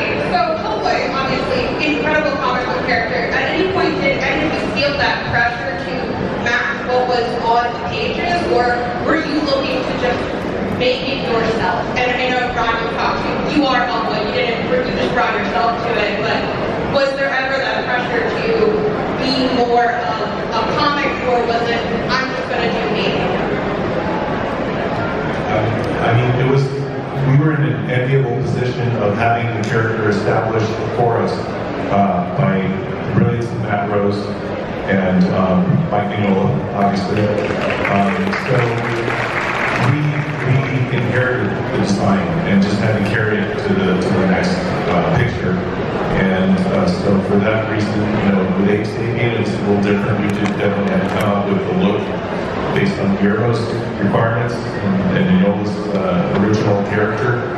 And so, yeah, there's pressure. It's always a lot of pressure when you have to live up to something that is so wonderfully established already. So, yeah, thanks for the question. And I'll go a little further. I was constantly referring to comics as reference, and Mike Mignola was in the shop with us, and so when I was working on the Mecha Glove, the glove extending this Hellboy, I actually had Mike come and do design work on the glove itself right there at the shop, like molded into the hardware. So yeah, it was great having that level of collaboration. And yes, I felt a very strong connection to the source material. And I felt like Guillermo, 7 years before, I felt like if I fucked this up, this could really screw up a good relationship, you know? No, that's not it. But I did feel pressure. I felt like I owed him to dig down as deep as I could and you know, justify the war he went to on my behalf. I think we've run out of time, guys. Thank you so much for this. Thank you. All right. And here we have the table for Disperse Media, Disperse Home Media, I should say. Awesome company, guys. I have purchased a few things from them as well. I have a very cool The Hunger shirt, as well as a David Cronenberg shirt, that green one right there. But I was really a big fan of, let me show you, let me go around this way so you guys can get a good look. But there's that Dario Argento shirt that has his filmography right there. And guys, I missed out on it online, so you can just imagine my excitement seeing it right here. So needless to say, Dario is right here. He is obtained, and I am very happy, guys. Oh, that's the good thing about being at Monsterpalooza. So, if you guys are interested, yeah, but these are mostly pre-shrunk. Out right there. Yeah. Disperse Home Media. Awesome. Guys, so you know we love unique artwork here on the channel. And you know, I am very familiar with ceramics. You know, it's a very cool thing in regards to my family. So, you know, I just love seeing these creative, one-of-a-kind pieces. And that's the cool thing about ceramics. You know, not every piece is the same. You know, you have different colors that are vibrant, and it adds a little bit of personality. I mean, I can just imagine, you know, reaching for a cup of joe in the office and you have something very cool like that to sip in, and everyone's just like, hey man, where did you get that from? And you can say, hey, I got that from Dirty Panda Ceramics, guys. So if you guys want something cool like this, I mean, you have like dispensers right here for soap and things like that, lotions. Hey guys, everything. So if you are interested and you want to check them out, you know what to do, guys. Go ahead and scan the QR code right there. It will take you to Instagram and also their official website, guys. Check them out, Dirty Panda Ceramics. Guys, and we have the line for people doing photo ops. I'm pretty sure this is a Terrifier photo op. I've noticed a ton of Art the Clown paraphernalia on. So, man, guys, it's quite an abundance of people out here. You can totally feel the energy. Guys, it is so much fun here at Monsterpalooza. We've just been vibing. I'm just taking my time. There's just so many vendors to go through. So I'm gonna try to bring to you the best ones that I've come across. And thankfully I have tomorrow to go through without a ton of panels. So we're gonna get to it, guys. We're gonna go ahead and bring you as much fun as possible. Guys, I just came across this very awesome booth introducing imposters, guys. Puppets that cosplay. Such an awesome concept, guys. I mean, everyone loves to cosplay, even Muppets, guys. That's such a cool idea, guys. So this is brought to you by Glow Nakana. So guys, if you want to check out more information, we have information right here in regards to the prints and the prices. Very good prices, guys. It's Stitch_Heart_ art on IG.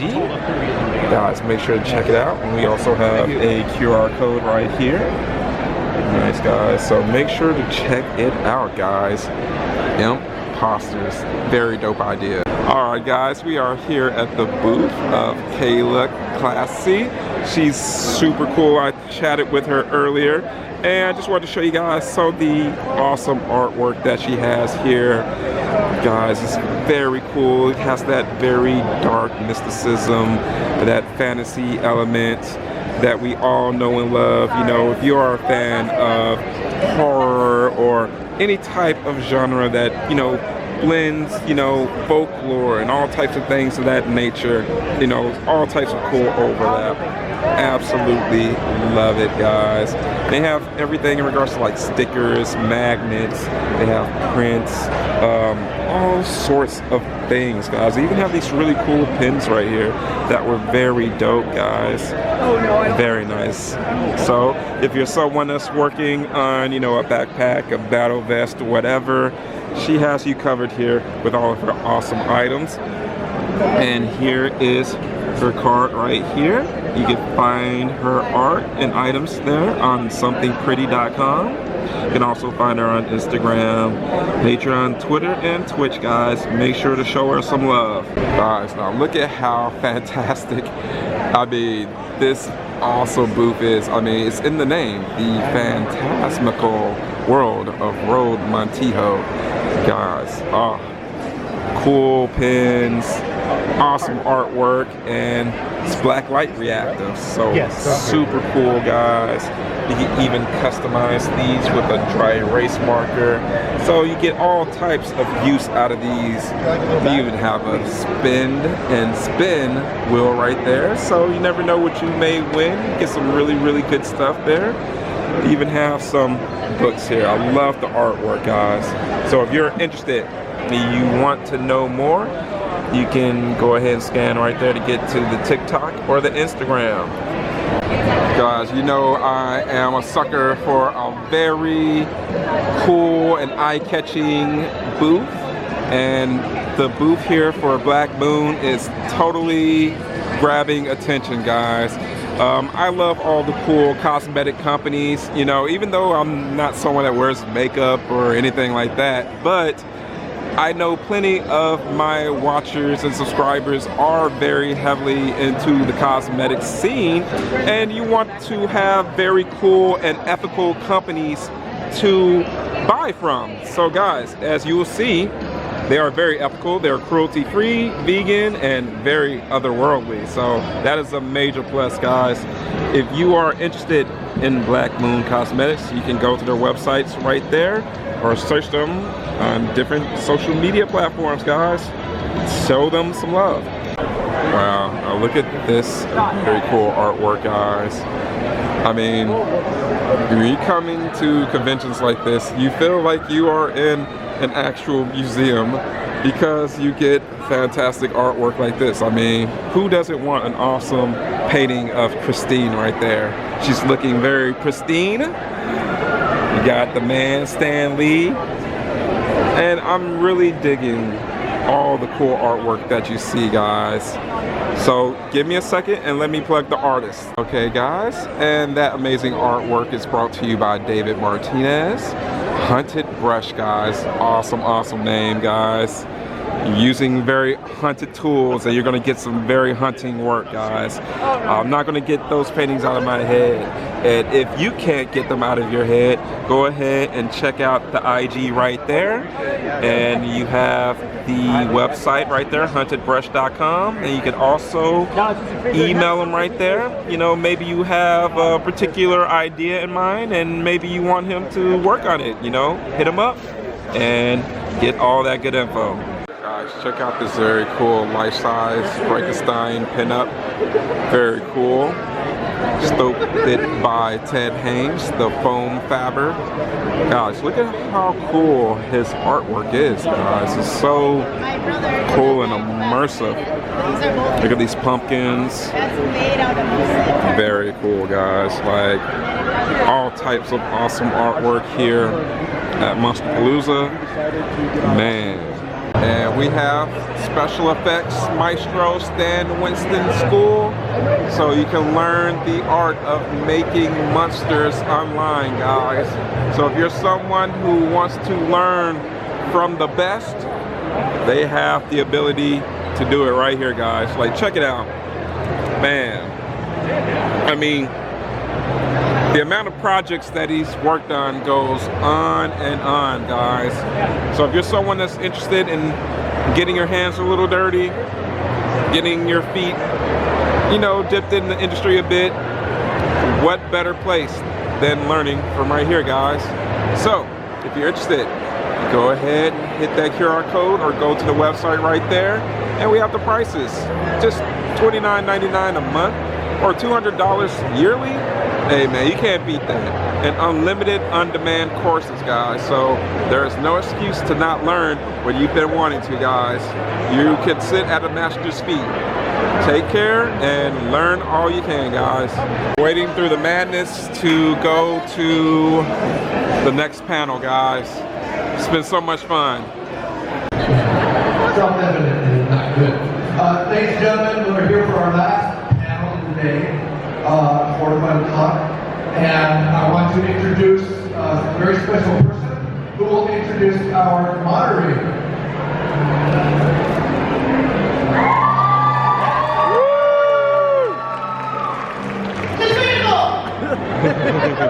Welcome again to Monsterpalooza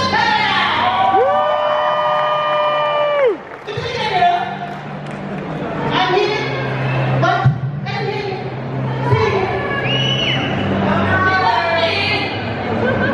We're here representing somebody. What's his name? Devil. Ladies and gentlemen, Devil.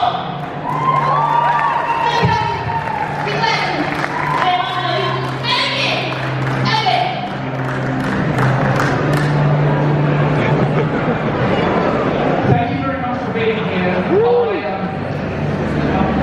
When Scott Hindley talks about doing this, I'm super excited. This is one of my favourite microphones of all time. She has an incredible resume. It's literally a dream come true for anyone to have done the work that she has done in her career. From Braveheart to Saving Private Ryan, and this film, The Fifth Element, I'm going to think I know it well.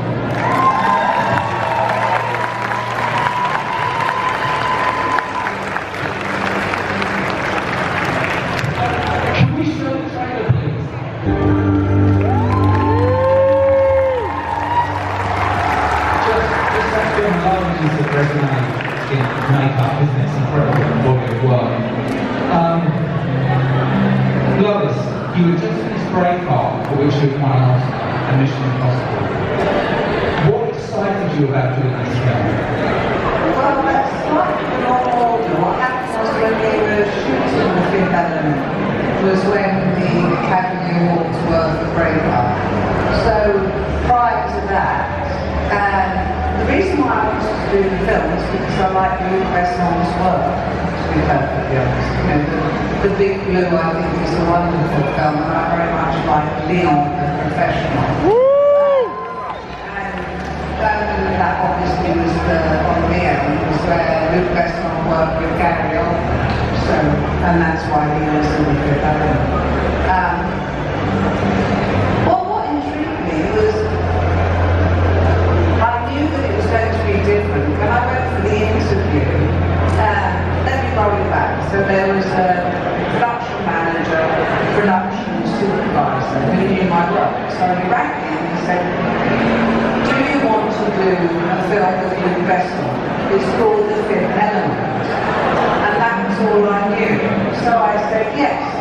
So when I first went for the interview with Luc, I didn't know what he looked like because we didn't have phones in our pockets and you could look people up.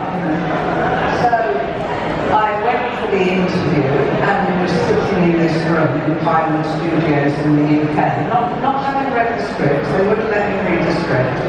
And this slightly haired, blonde chap stuck his head round the door and came in, and I thought he was an assistant because he had a cup in one hand and a plate with 2 biscuits on it in the other.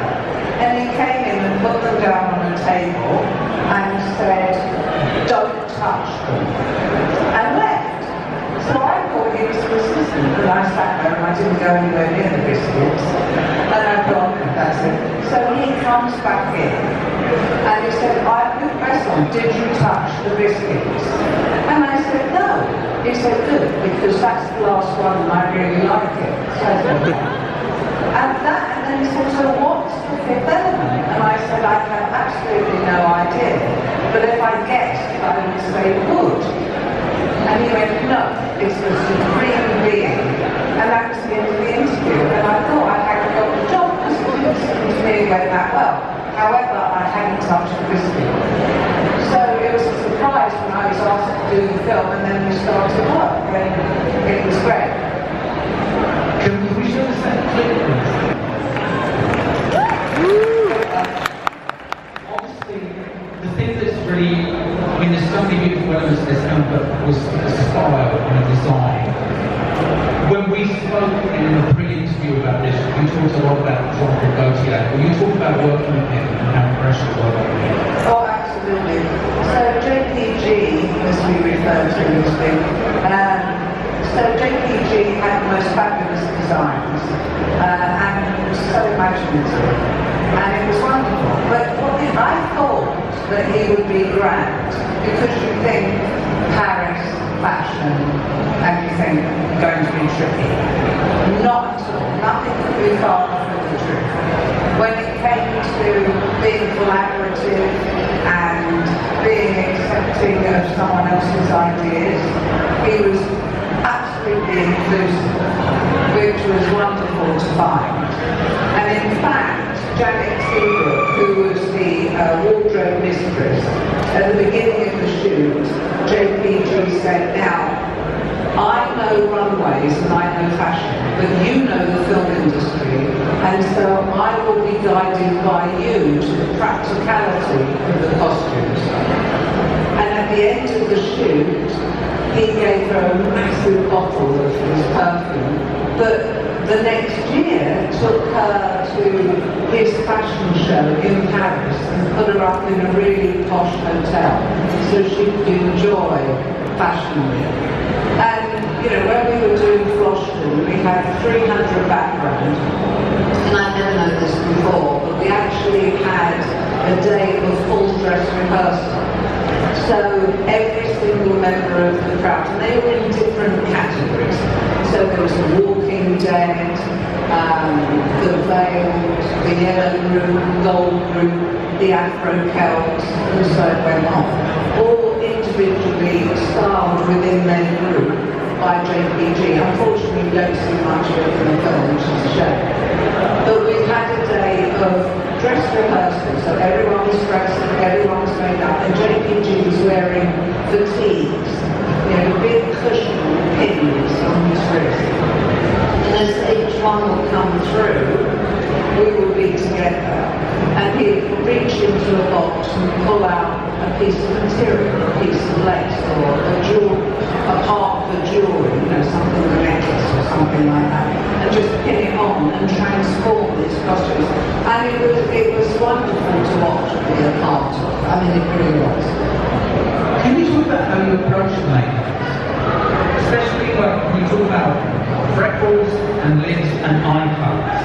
Well, yes. I mean, one of the disappointments which, you know, how small is this? But the truth of it is, because it took 18 months for the film to come out, the fashion show that JPG had done and invited Janet Seabrook to participate in was before the film. So it looked, and he used the looks that we created for the film in his fashion show. So by the time the film came out, it looked as if we were following the lead of the fashion show rather than the other way around. But I mean, how flattering is it JPG loved the look so much they were on his runway, which was terrific. But it was a time where it was unusual to switch around colours. For example, the flight attendants, they were wonderful faces. Casting did a fabulous job, and Luke called in a lot of his friends and colleagues, models that he knew or actors that he knew, and everyone had an interesting face, which helped. But I wanted something that kind of unified and was different. So one of the air flight attendants actually had some freckles. So then it was the flight attendants had to have freckles, and just created that. And of course everyone approved it and liked it, so I was lucky. But one of the peculiar things, so like, I beg your pardon, going back to colours, so we'd use eyeshadow colours on lips, and we'd use things that would be basically a gloss on an eyebrow, so that it might look slightly plastic, but we'd change the colour. And we did all those kinds of things. And when I say we, you know, obviously the team that you had was always, you know, you're only as good as your weakest link, to be perfectly honest, on anything. And I think that's true in any collaborative process. But one of the unusual things was that Luc Besson didn't want anyone else to do any of the test makeups. So that meant that, you know, every character you see I had to do the test makeup for. And very unusually, because he was so engaged with the film, it took 20 years for him to get this film made. So he was very engaged. And he didn't want to look or improve the look until it was the night before that character shot the next day. So what that meant was that if someone had another commitment, then I would be able to bring them in the day before, do the makeup, take a photograph, and then show it after wrap that night to Luc Besson for him to say yes or no. Well, that's a very precarious thing to do from our perspective. Or they were dressed, made up and ready, and then shown to Luc that night after wrap. But there was one, which was the Emperor, who used to very briefly in the Opera House, and he didn't like the tattoo on his bald head. So the actor had left, and this was all photographs because he had another commitment. So 9 o'clock on 9:20 that night, somewhere around there, the actor was brought back and we started again to do different designs. And I still don't know whether it was desperation or what it was, but in the end, the tattoo on his head ended up being a cut-up cake doily, you know, that you put on a plate and then you put a cake on top. Just happened to have those somewhere in a box and pulled it out, stuck it on his head, and that's what he's wearing. It was approved, thank God. Hey, we have something really cool to share with you. Can we bring up our models? Come up, cast.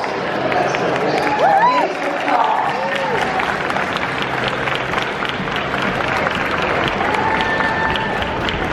Yeah.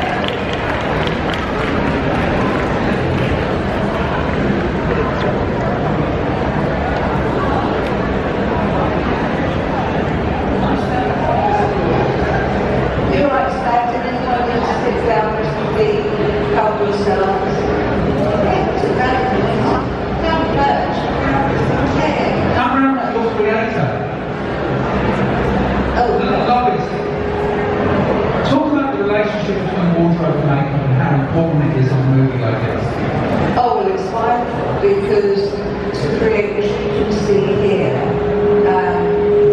fabulously carried out and recreated, which is a wonderful thing. And I want to thank everyone who's worked together, not only the cast, but Kenny and Karen Myers, everyone at PPI, Chad and Duke Fox. So, you know, for recreating this, it's really well marked.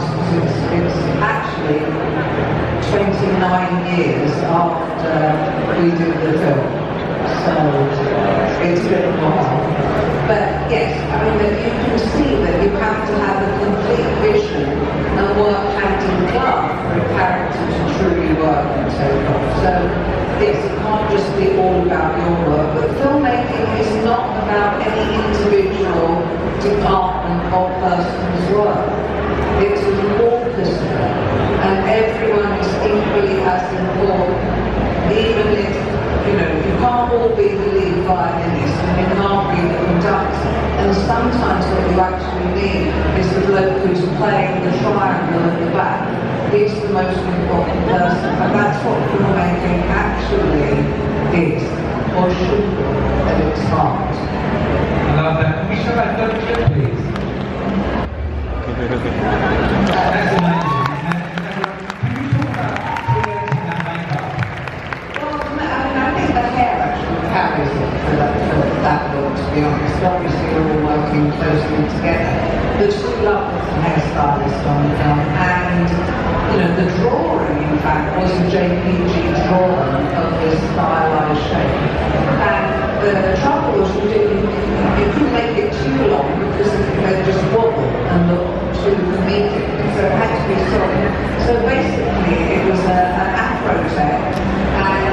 The cone was wrapped around, in fact, a water bottle, and plastic water bottle, and plastic sprayed over it, so it was absolutely solid. And I think you could have, smashed through a wall. Like, now the plastic was used on it, but that's what it was. And there were some other, Chris Tucker was so great.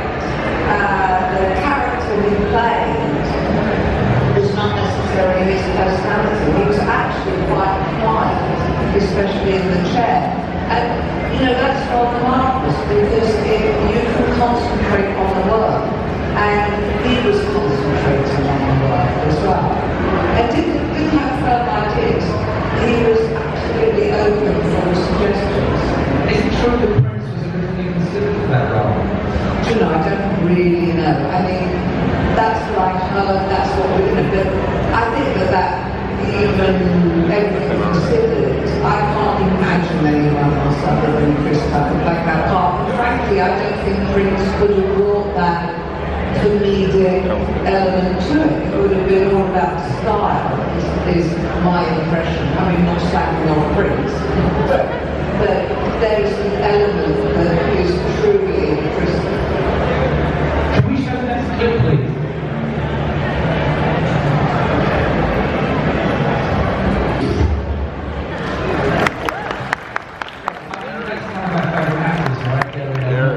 What was it like to work with Gary on that role? That look is so extreme. Can you talk about that? Oh yeah. I mean, I think Gary is an absolute superb actor. And on that was fun to work with as well. I mean, I haven't worked with him subsequently, but then he was really Van Eyck's Majesty. And he's really concentrated on how the character is. He will sit in a chair for hours if needed.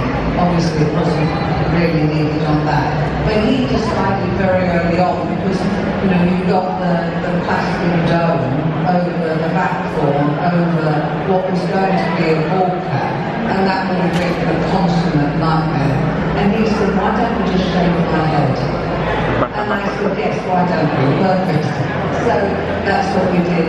And the teeth. And the teeth, I seem to recall getting the idea of doing the southern accent because there was something about the sibilance in the teeth that helped and suggests that kind of southern accent for the character of Jean-Baptiste. And I can't actually imagine anyone else writing to be perfectly honest. Who were the teeth? The beautiful teeth? Now that's a very good question. I'm going to have to say, it was Colin Lyons. Colin made it in. And he's no longer with us, unfortunately. Was there a number of tests on Gary's makeup, or was it a one and done? No, there weren't that many tests. But originally in the drawings, let's go back, in the JPG drawing, he gave him a Hitler moustache. And I just said, oh no, let's do effect, because it will work better on Gary's face, and then it's not so obvious. It just changes it up. So that's what I mean about working collaborative. I mean, one thing I have to say about doing the test on everyone, my biggest fear for me was that, because normally if you decide a look, you go, here's the look, and then you talk to the makeup artist who will be doing that character on the day, and they would be doing the test, and they would bring something to the party in their own style, their own signature. So there's always the signature that we all have individually. And my worry was that it would be all my signature, and limited by my ability, rather than getting someone who's stronger in another area to complement it. So there was that kind of worry. But and in the beginning I thought, well, maybe someone else should do Gary, on a daily basis, because it was a bit much doing all this testing as well. Because it took you away from being on the set and taking care of people, tremendously. But he said, oh no, I'm happy, we can do it together, and that's what we did.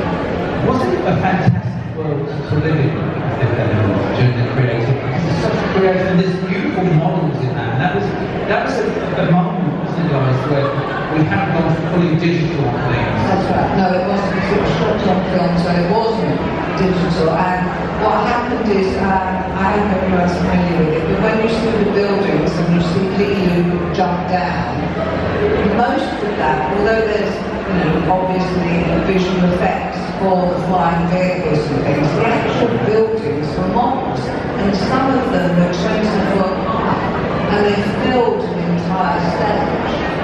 So it was an amalgam of both.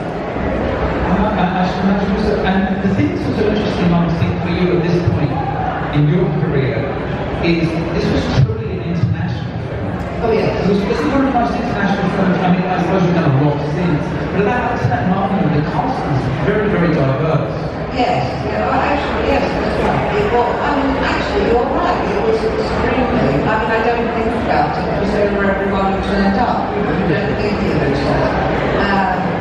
But yes, it was truly international. I think the most international film I've done from the perspective of the makeup department, which is a different conversation, would be The Last Samurai, where we had people from 5 different nations. She has the best stories about Last Samurai, which should actually do a panel about at some point, because you have the best stories about doing that.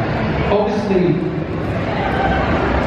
you worked incredibly closely with Nick Duggan on this movie. Where was that the first time you worked with him? Can you talk about how that came about, what some of the other movies you've done together? Well, the thing is, I don't remember the films we've done together, but the thing is that Nick and I, it was in the days when there was a very strong union in the UK, and you had to be a union member to work, and you couldn't work without being a union member. So there's a whole rigmarole to go through. And in our branch of makeup artists, which was separate from hairstylists, Nick, myself, and Daniel Parker, who Nick came in through working with Stuart Freeborn. So I think one of his first jobs was Star Wars. And then I came into the union when we were working the same amount of time. It was slower for me to get into the union. So we were the same age, and the nearest person to the three of us was 15 years older. So we sort of hung out together because of that. And then I think actually Nick was making something for, must have been on Indiana Jones and the Temple of Doom. It's got to have been about that time. Yeah, because that was with Kid Rock King when he was making up House and Pool. And so that's when I first met Nick. But we used to go to union meetings and do all those kind of things. Was Legends before this, Rob? Oh, Legends was, before Film, it was before Film. Yeah, I mean, Nick and I double teamed, just a bit of history here. Nick and I double teamed on Tim Curry's Darkness. That's so good. Amazing makeup, amazing. Can you talk about Luke Bessel on set and what it's like to work with? Because he actually operates the camera himself. He does. He operates the camera, and he was the creator of Lilu's language, the divine language. So he was involved in absolutely everything, including being in the editing room. He would be the driving person behind rewriting dialogue, someone wanted that. I mean, he was absolutely, as I said, he wanted to make this film. In fact, when he first, it wasn't a script, it was a novel when he first formed the story of the fifth element. And then it became too strict, and it was too expensive for any French studio to make that film. So he translated it in one script, translated it into English, came to Hollywood to try and get it made, and it wasn't successful not until Leia, the professional, made money and was successful, and then finance was forthcoming. One of the things that's incredible about Lois is, I'm English, obviously, and so is Lois. She worked on nearly every formative English movie that I grew up on. And as a young person, you've done so many incredible films. It seems to me one of the biggest passions in your life is directors. You love great directors. Obviously, the most famous relationship is with Steven Spielberg. But what is it about a director that gets you going? Well, hopefully it's the communication. I mean, it's one of two things. It's like you have to know. There was a director, I'm going to go off and tell a little story about another film back there. It was a film called Almost Famous. And I don't know if anyone's seen it. Cameron wrote a really nice track. So Cameron had already, I'm married to a cinematographer, a brilliant cinematographer, a wonderful cinematographer called John Toll. And because John was in the film, and Cameron knew my work, he said, well, you know, you've got the job. If you want to, you've got the job. And I said, no. I'm terribly sorry, we have to have a meeting. And you need to ask me the questions and make certain that I'm the right person for the film. It doesn't matter what your relationship is. You have to be the right person for that project. And of course the other thing is, the same has to be true the other way around. Because, you know, if you're not Cinderella, your foot will not fit that shoe. And you better recognise it and walk away. Because if you don't, and you try and be, you know, the ugly sister putting her foot in Cinderella's shoe, it will never work. It will never work for you and you to regret it. Because the one thing I have learned is that sometimes you regret saying yes, but you never regret saying no. I love that so much, thank you. I mean, where would you stand to watch your makeup? Was there a video village or what was it? So where would you stand to watch your makeup? Well, sometimes it would be, I wasn't standing, I was under the table.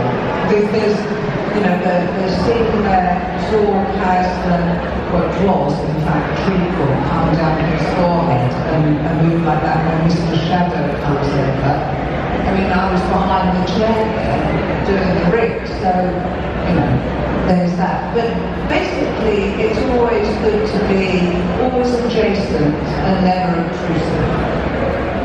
Brilliant answer. One of the things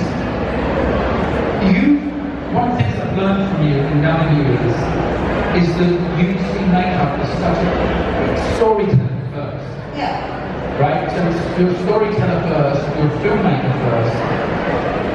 How was the intersection with the fashion world for you? How did you enjoy being so immersed in the fashion world? Good question, very good question. Well, it was great fun. I mean, I like fashion. I don't have, you know, either the height or necessarily to wear the things that I like and enjoy other people wearing, you know. But I've always had an interest in fashion, and it's interesting where you cross over and how you can both bring something to the film. If you're willing, that's the key to it, so you have to be willing participants to share. It can't be your idea solely. It can be 99% your idea. I mean, there are some ideas that we float out there and other people claim them as theirs. You know, there's all these kind of complexion of how people contribute.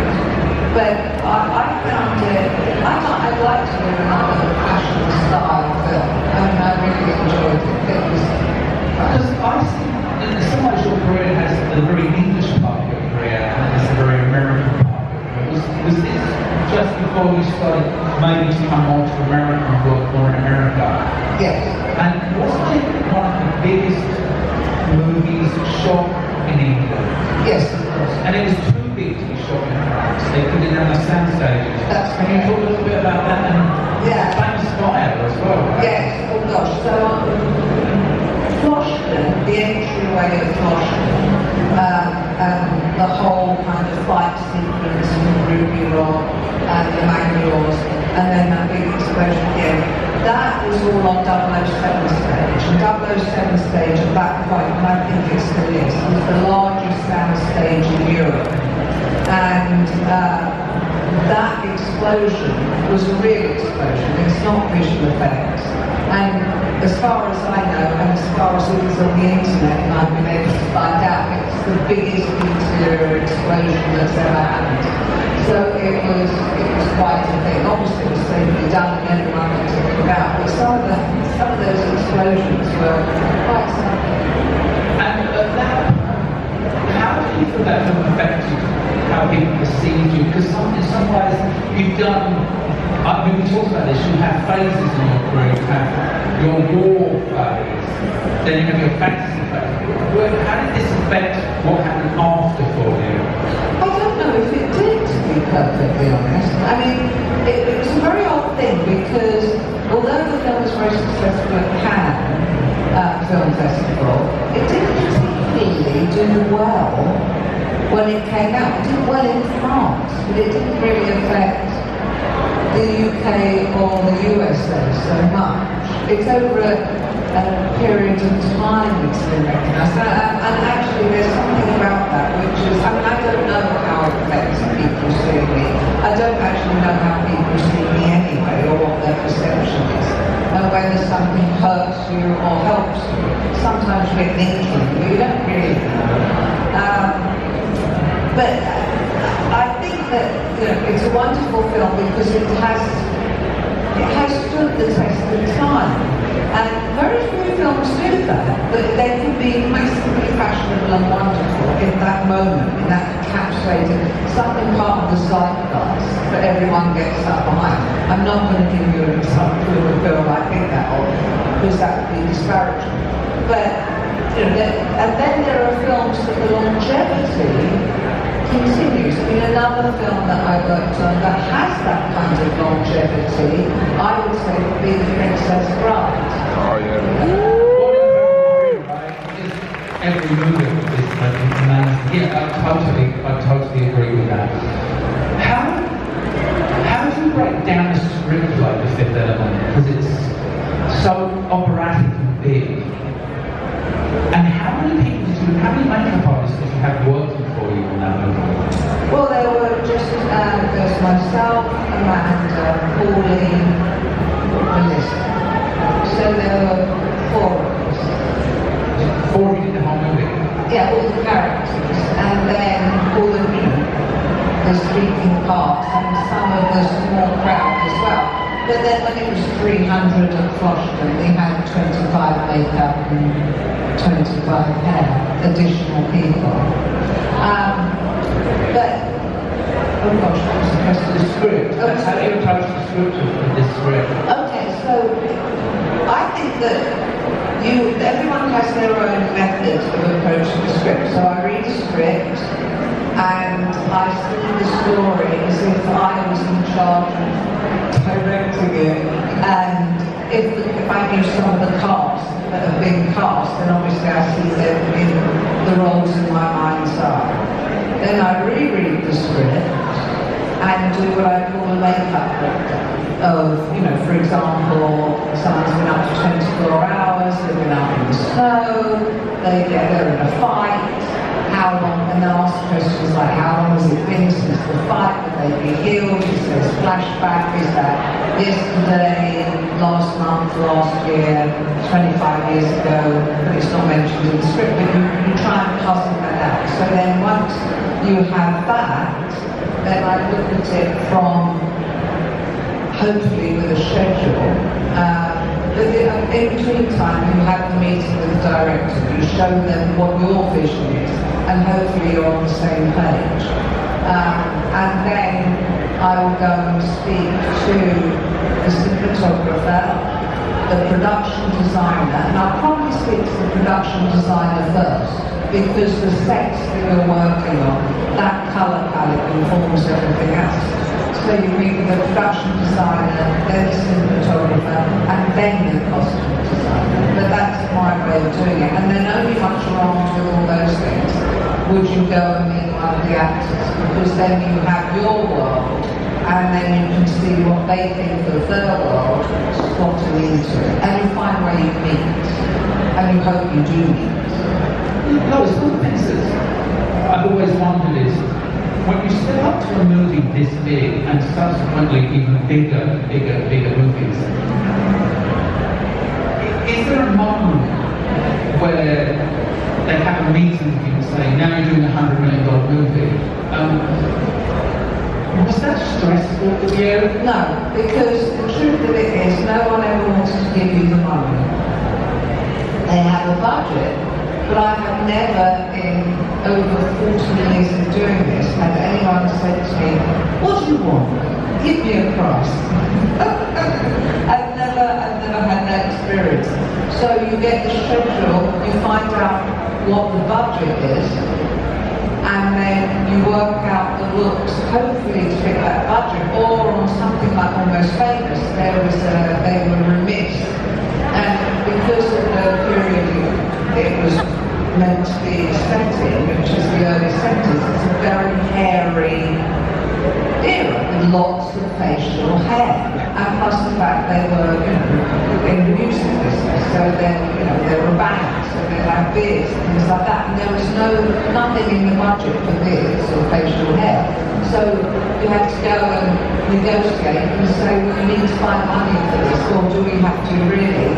So I asked them, say all of a certain age, to go away and look at their yearbooks from 1974, if they graduated, or family albums, and then come back and we'd have a conversation, because they came back and they basically got to have money for facial hair because they realised everyone was hairy, good they knew. So it's that kind of thing. But no, the thing is that, I worked with a director who directed the film, and he was given a really big film. You'll remain nameless, but he was given a really big film, and his producers kept saying to him, this is huge. This is really, it's the equivalent of, let me fuck it on the skies, Scott.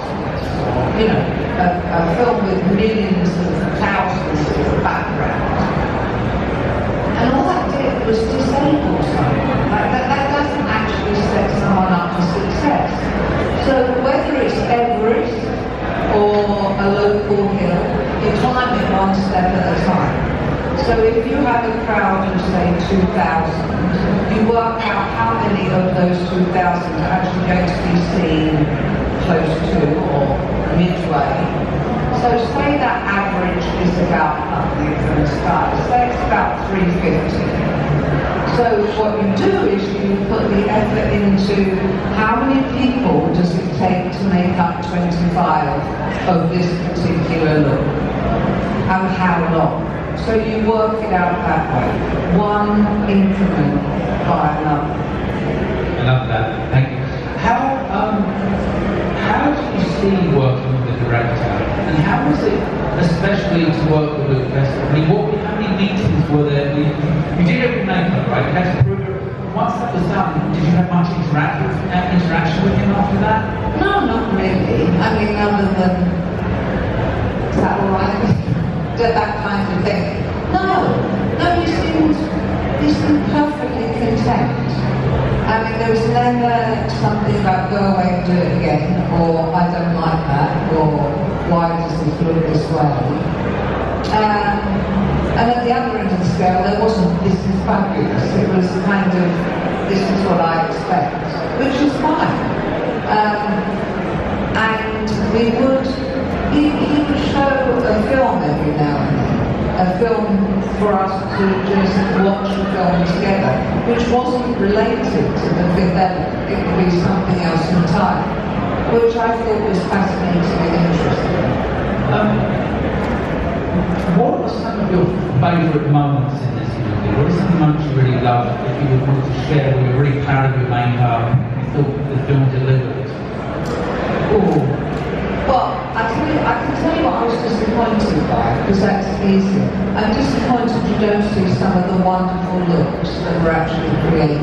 You know, the Plexi Dome girls, the people in the Opera House, those at Froston. I mean, that still, I hope that someday there might be some footage that's displayed and everyone can see it, because everyone did work their socks off, and it's wonderful work, not all my everyone else was too.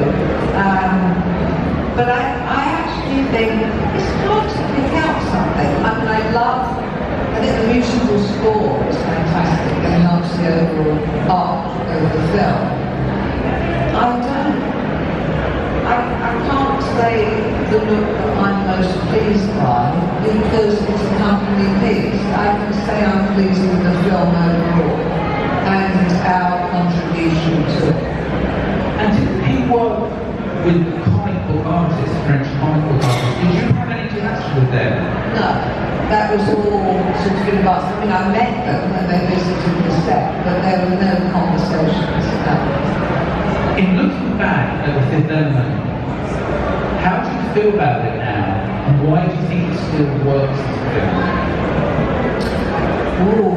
Well, I think it's a combination of the cast. It's a combination of all those things. It's the cast, it's the story, it's the looks. And basically, it's the film that we all recognise in that it's good overcomes evil, boy meets girl, and love conquers all. And that's the universal story. That's great. Perry, can we do a couple of questions? Does anyone have a question? Before we do that, does anyone want to rest their feet? They've been on the go all day in costumes. If you do, take a few.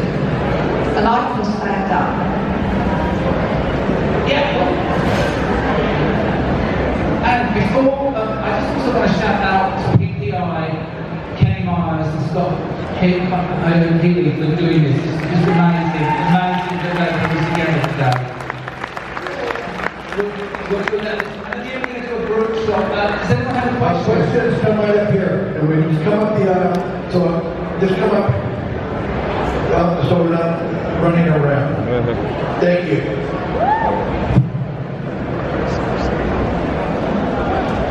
Don't nervous. I'm very nervous. I was wondering, when you developed the looks for this film, did you, especially for Lulu, did you realize that you were going to create a visual look for all the girls for the next couple of decades? Well, tell me if I'm not answering this correctly, please, or answering anyone who asks a question. If you think, no, I didn't really mean that, I want to say this, don't feel embarrassed. Get to the answer you want. I don't think in those kind of terms, to be honest.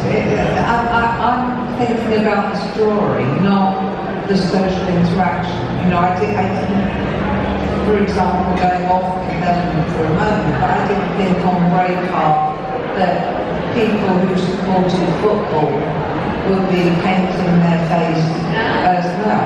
You know, so you don't think in those terms. You're thinking about serving the film and the story. But of course it's thrilling. It's thrilling that it's a look that now, you know, people in cosplay go all out. And I find it endlessly marvelous. Yeah, because the way you rated Lulu, like I feel like it's been just like so much like a passion, like such care and inspiration for a lot of, you know, women who are into science fiction. And so, yeah, I was just wondering if you had realized that was going to happen. No, you never realise any of those things. I mean, maybe someone cleverer than me would, but I don't. Yeah.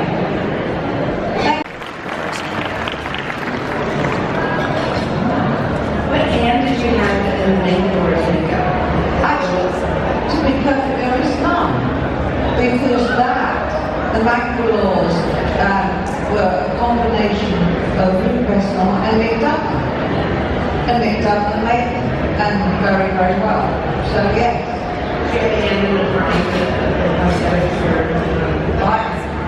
No, I was up to here with the cast and creating the other characters coming up. Yeah, so I did. So that's all Nick and his team's work, and it's very lovely. That's great. Great combination. Thank you. Could you tell us a story about the movie Legend and working with Tim Curry and Halloween at the beginning of Thank you so much. Something at the start of Tim Curry or any of the stars. Well, actually, to be honest, there's one thing that, I mean, it's quite a personal thing. I mean, it was a really long film. For those who haven't seen the film, to shoot it was nearly 9 months. So it was very intense. And Tim was covered in prosthesis from his hips up, foam appliances, and he had contacts in and teeth. And in the beginning, this is funny, in the beginning, the arms, the design was a wonderful design by Rob T, but the arms were all one piece, and he had these long, really claw-like nails at the end. So the poor old Tim couldn't feed himself easily because he would be stabbing himself, and found it difficult to go to the bathroom. Not that I had anything to do with that, but the thing was, so I would feed him, so I was standing by him on the set, when it came to lunch, because we had, when we were shooting The Hall of Darkness, it was literally a continuous day, we didn't break for lunch. So food was brought, you just got it in between. And Tim had a special chair, he was on stilts. So I was feeding him, and then we suddenly realised that the costume department would put lace around the arms, and we turned his hands into gloves, so slices they would go off and on.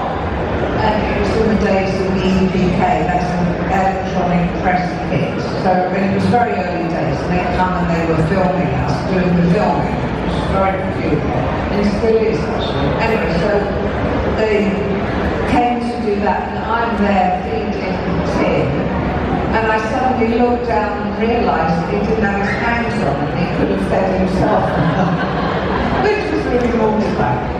But Tim was such a wonderful actor, a marvellous actor, and a lovely human being.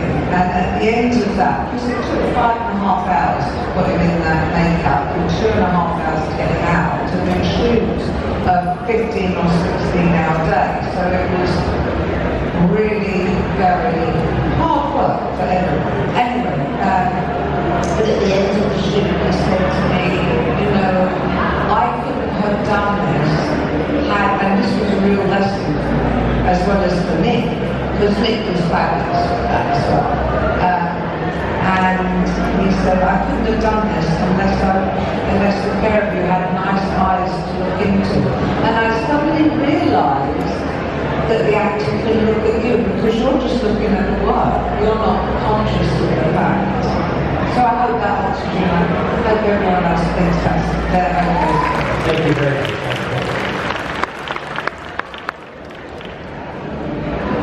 Hello, I would like to ask, with you being such an influential, creative, and visionary, these works that you did in Cosplay will continue to live on for a while. So I ask you to live that and stuff very brilliant, and are you satisfied with them, or do you look at it and say, well, maybe I will tweak this or that, and it's like, with, getting more skills as you work in this and nature, or are you just completely satisfied with what you've created? Never. No, sometimes you can come close. There are, some makeups. I mean, actually, funny enough, thinking of Legend is one. I hadn't seen the film in a number of years, and then I was watching it a couple of years ago, and I thought, that's not bad. But, there was a film I did with Kenny Myers that we did on Lincoln, and, we did Daniel Day-Lewis was Mr. Lincoln on Between Us. But that film comes closest, I can see the flaws in my work on every other film I've ever done. But that comes closest to being satisfied. But it's still not fully there. Because it's always just that reach. If I had that much time or something I'd have thought of, or, you know, we're all wise in hindsight. Thank you for a lovely question. First thing, it's a pleasure to see you. The work is legendary, so it speaks for itself across a lot of boards. My question revolves around, in today's kind of time in Hollywood, over-reliance on CGI and using After Effects to touch people up and kind of pushing a lot of traditional makeup out of the way, what advice do you have for upcoming creators or new directors and such that are coming up that want to return to more real practical effects, movie making, and as legend in your industry, what would you say would be the ways to push to like executives and people that have hold money on how to get them to get behind returning to that old school classic timeless looking effects? Wow. So that slightly beyond my reach to control these things, because if it was within my reach and influence, I mean, any influence, let me think about that for a moment and answer it truthfully and clearly. I think that to do something, for a start with makeup people, do not rely on everything being done in post. I remember I was working on a film and the actress Starfish about the trailer. Her heel caught on the, she's wearing her costume, caught on the trailer steps, and she literally starfished on the pavement. So when it came, she was a trooper, but she was a doctor pain and she had a big band-aid on her chin, and then it was like stereoscopes when it stopped bleeding. And I was told that we are going to fix this in post, and I turned, this is important, I turned to the cinematographer, who was someone I knew at that point, and said, do you believe that they're going to spend money on that? And he went, probably not. So we worked together and made it the best we possibly could. And in fact, you don't notice it, and it was never fixed in post. So the thing is, if you can do it, and you're not wasting everyone else's time, do it. Always do something to the best of your ability in that moment, on that set. And you can't always be relying on other technologies. You have to be relying on your own ability. And then you can cross over to someone else if they want to change something or do something else. And how to encourage? I think it's just to show that you can do it and prove that you can do it and say, here it is, unaltered. But there's space for everyone, and everyone has something to contribute. For example, in Ready Player One, we had gosh, now I can't remember the companies, ILM and Digital Domain, both companies working on a transition from those makeups. So there was a set with Mark Rylance, and everything about it, including 3 of the walls of the set, were digitally created. But they didn't want to touch the fact that he had coins on his eyelids, would sit up, and then he would remove the coins from his eyelids. They didn't want to do that as an effect. Neither company. So then it was, you know, up to double-sided tape and shaping a coin into 2 so it looked like a heavy coin, it's in fact lightweight, on his eyelids. See what I mean? Thank you very much. Thank you, no, thank you for your question. Thank you so eloquently, so I'll just say what he said. Touch on legend one more time. My favorite part of it, amongst everything, is that there is glitter everywhere. There's glitter in hell. There's the devil is glittery. Everybody's glittery. Lily and Tom and all that business. We're Jack. Was there ever meeting about that? Was there somebody that said, hey, we need glitter everywhere? Or did it just sort of happen? Well, it was an actual extension of the fact that when the forest goes into winter. And prior to that, there's a lovely makeup artist now with us called Jane Moore. And she and I were doing now the frames of Lily, the princess, frozen. So that was very early on in the schedule. And we were using icing sugar. You know, like if you want to do frost on an eyelash, you know, as long as it's not dilated, icing sugar is things is quite harmless. Anyway, so we were doing things like that and covering her that way, and somehow it still looked a bit flat, but we added glitter and then it became a whole kind of thing.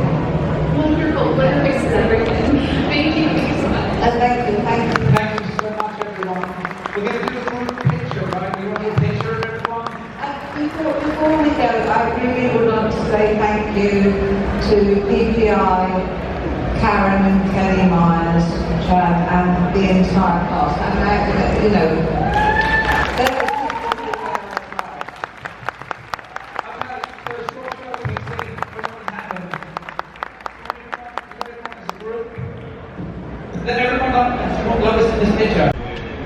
Okay, travelers, it is a very nice Sunday afternoon here in Pasadena. We're on our way to the final day of Monsterpalooza. It has been so much fun, guys. I am just so happy to have finally checked out this wonderful, wonderful convention.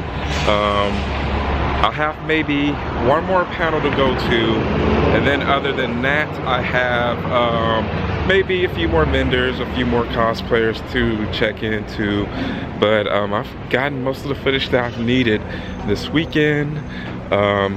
Last night was awesome. I got to go to all of the Halloween filming locations that I've been meaning to go to. There's one more filming location that's non-Halloween related. Well, actually, now that I think about it, it is Halloween related that I need to go to. But I'll explain that in that video, guys. But anyway, hopefully you're having a good one. I can't wait for this Screamboat panel.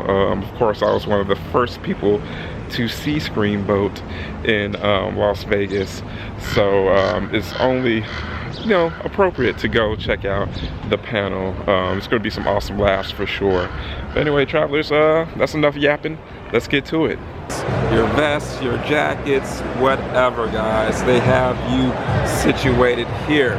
So, guys, if you are interested in checking out the cool stuff that they have at Han Cholo, you have the website right there, IG, or you can scan the QR code right there to be letting them know whenever they have some new stuff coming. Check them out. Okay, guys, I have something super cool to show you guys. I am here at the booth of Forgotten Tribe Skulls, specializing in museum quality ancestor and trophy skulls, art, and oddities. Now, if you guys know anything about me, you know that it's like totally right up my alley. So let's get a good eyeful of some of the amazing items that they have for you to purchase. Like, guys, check it out. Like, look at how unique and dope they are, guys. Like, you talk about a conversation piece, they have you set up here, guys.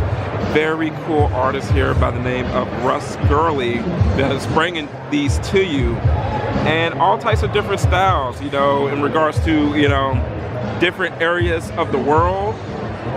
These are in replicas to, you know, different styles for like Papua New Guinea, over in Asia and Africa. Guys, so many awesome, you know, skulls here. So pause right there to read a little bit more in regards to the business. But guys, I could not come across this table without showing you more. And we even have a cool replica shrunken head. So, I mean, whether or not you have a budget of $80 to buy a shrunken head, or you know, $2,400 to get something super cool like this, guys. They have you covered with this amazing business, guys.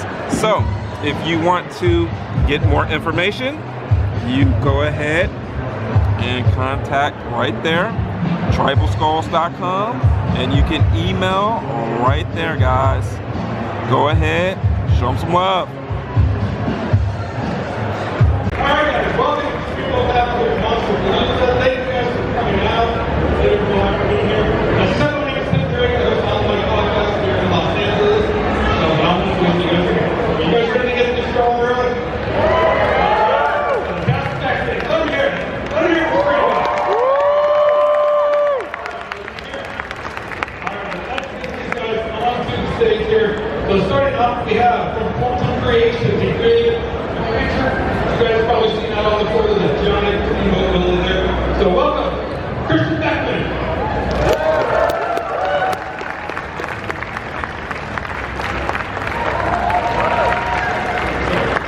Princeton Creations, he did all of our gore and blood throughout this. He also built the little Screamboat puppet. So give it up for Billy Mo.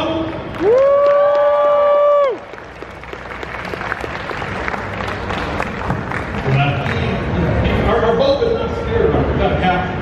So give it up for Jeffrey Bowley, who plays me.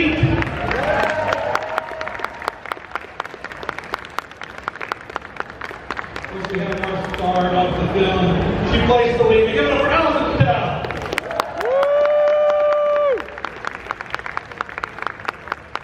And next up we have one of our producers, also one of our stars of the film.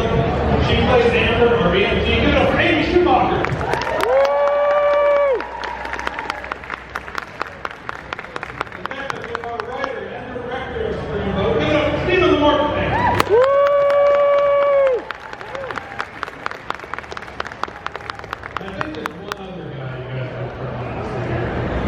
So he plays Steamboat Willie. Give it up for Daniel Roebuck.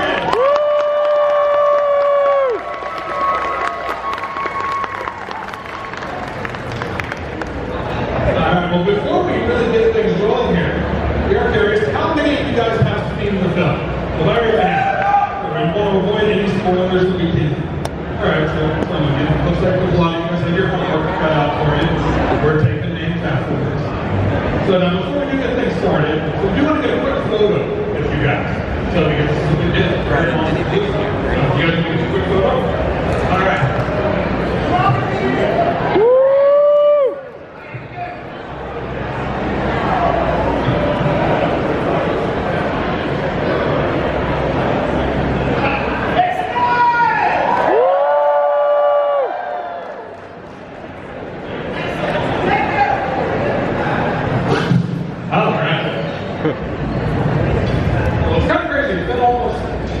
Exactly, since we were released in theaters, when we started doing these Q&As and panels, it has been unreal, the response to this film.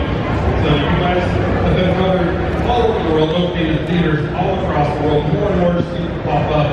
We have Ryan Coogler talking about you guys on this press board. So one of the top-selling horror films on Amazon. There have been cosplayers here as Billy. What is this like at this point? Just everybody's response to this film. It's been crazy. I just said it's been nuts. We start off with an idea, right? A tiny flashlight of an idea. Well, I guess someone else started off with the idea 100 years ago.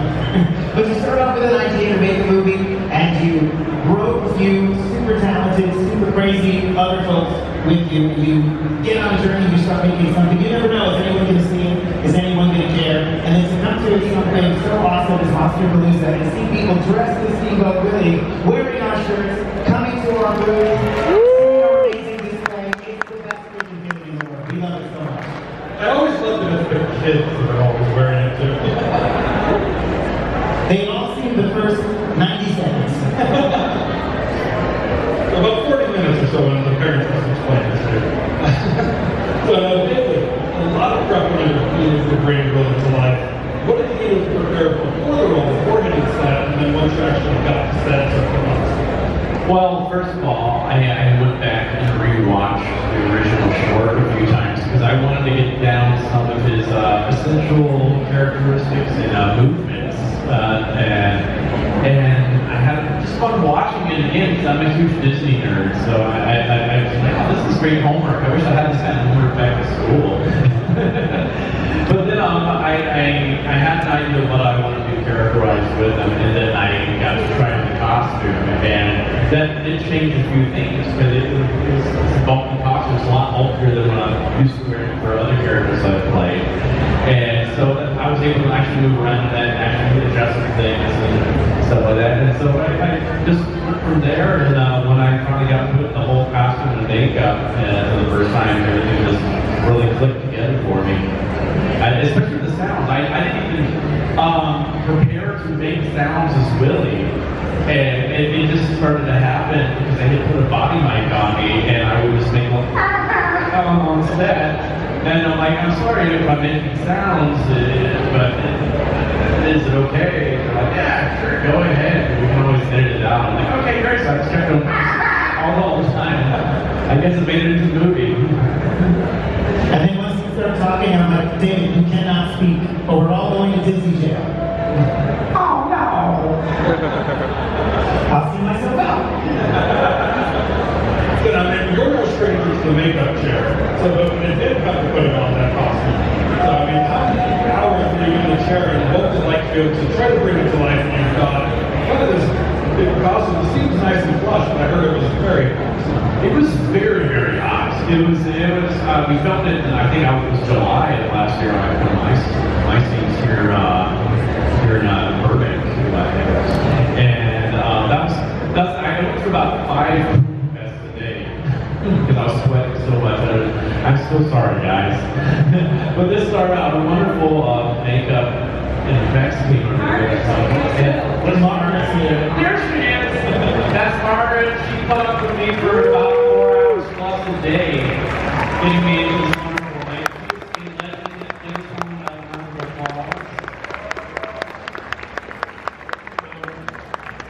She had to deal with me every single day in my antics, but we had fun, I think, and I got to hear a lot of her amazing stories as well, so that was a lot of fun for me, and that helped pass the time. But it was definitely an experience, but I'm kind of used to it now. So Steve, when it came to writing the script for the movie, so you're building this off of a short film. It's a nice little wholesome family short film, and you're building it with slashes. So where did you kind of draw the line of paying homage to the original content and then making it into your own? Well, thankfully there's, when you're adapting something that everyone is really, really familiar with, you kind of know you have to play this. There's certain things you have to do. You want to have a whistle, you want to do that classic song, you want to match the look, you would bring in people that get the vision, who want to help bring this thing to life and reflect the actual cartoon, not just stick Steamboat Willie on something and then do a regular splash. We really wanted to make it a feature. But we also didn't want to just be committed to the original because we knew that the short was short.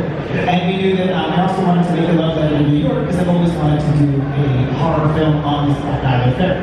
So once we started building the film out, it just became more and more clear that the only creature could be Steamboat Willie, and then we would just incorporate some of these little nods and gags. And as we started shooting, the cast and the crew, everyone was in the Disney vibe. I'm also in the Disney vibe on this new script.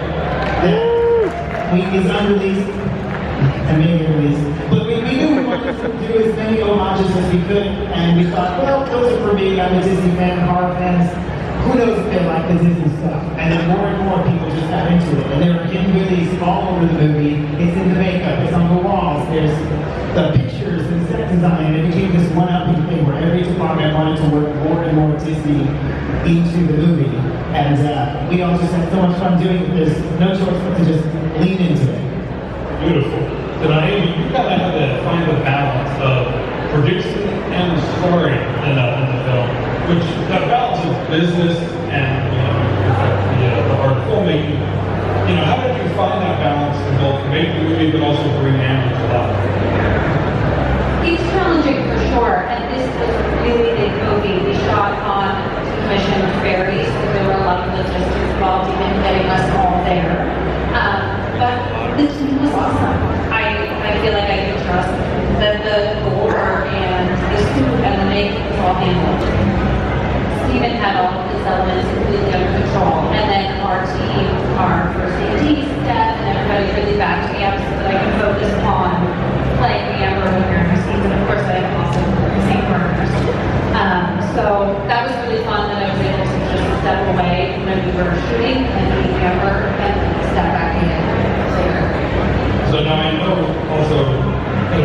personal training, you also are a sword fighter. So was that intentional to add into the movie just for me? Or did it just kind of fall naturally? You know, I know the writer pretty well. So, I love doing the action stuff. Am I echoing here? Or do I just do that? Okay. I love doing the action stuff and doing sword fighting stuff, so jumping in and being able to do that was an extra bonus for me, but I think it was important we got to show some of that, and you know, that scene where there's a scene, if you've ever seen it, on the roof of the set on the ferry where I go toe-to-toe with Steamboat Willie, and it was an awesome scene with Muppet. It was so much fun. It was like being kids who got to play, and these guys were working so hard. Christian's being pushed on a wheelie cart. I got a sword. Then later we come back and we're here, and I've got a massive sword poking at David so that it looks small, and we're standing up on a thing. Like, these are the things we dreamed about doing as artists when we were kids. Like, I want to be an actor and do all this crazy stuff, and we were doing it. It was awesome. Allison, I know you and Selena have a lot in common. So coming from the Midwest, moving to New York, trying to get your career path going. So what was it when you were developing the character Selena that you kind of brought from your own life to be able to make her she was? Yes, I also, like Selena, I'm from the Midwest. I'm from Michigan, and I really,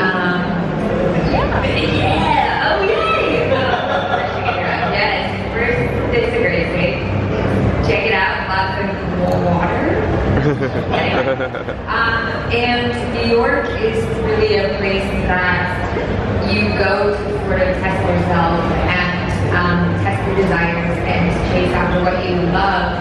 And I really, felt that as an actor coming to New York. I did a lot of waiting tables and bartending and just sort of this classic actor money jobs that one does, and auditioning on the side, and it really did speak to me. And I think what I took away from that was New York will always be a part of you, and I think Selena's journey really proves that. At the end of the film, she's not quite sure, what she wants to do, but she survives the most insane, day of her life, and that really made her a New Yorker. And I very much felt that so deeply with myself. It's just, it's really about persevering, and that's what makes you a New Yorker. You always stay that way once you make it that part of your identity. So yeah, she very much felt so close to myself in that way, for sure. Awesome. So Justin, I have a similar question. You also share kind of a lot with Captain Pete here. You're pretty chill, pretty laid back. So when it came to auditioning for the role, you're reading the science for the first time. How did you decide you were going to bring Pete to life within your own just kind of natural persona?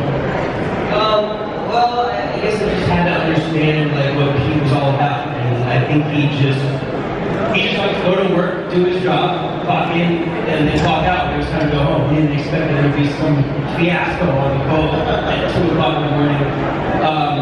So yeah, I don't know.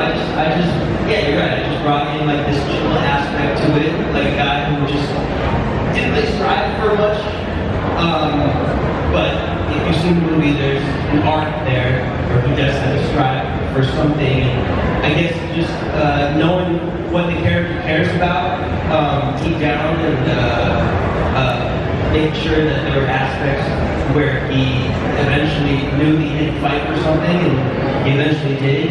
And yeah, I mean, Steve was a great director, a great guidance throughout. He was a great guidance throughout the whole process of filming, and just really kept me locked into who I need to be, what I need to care about.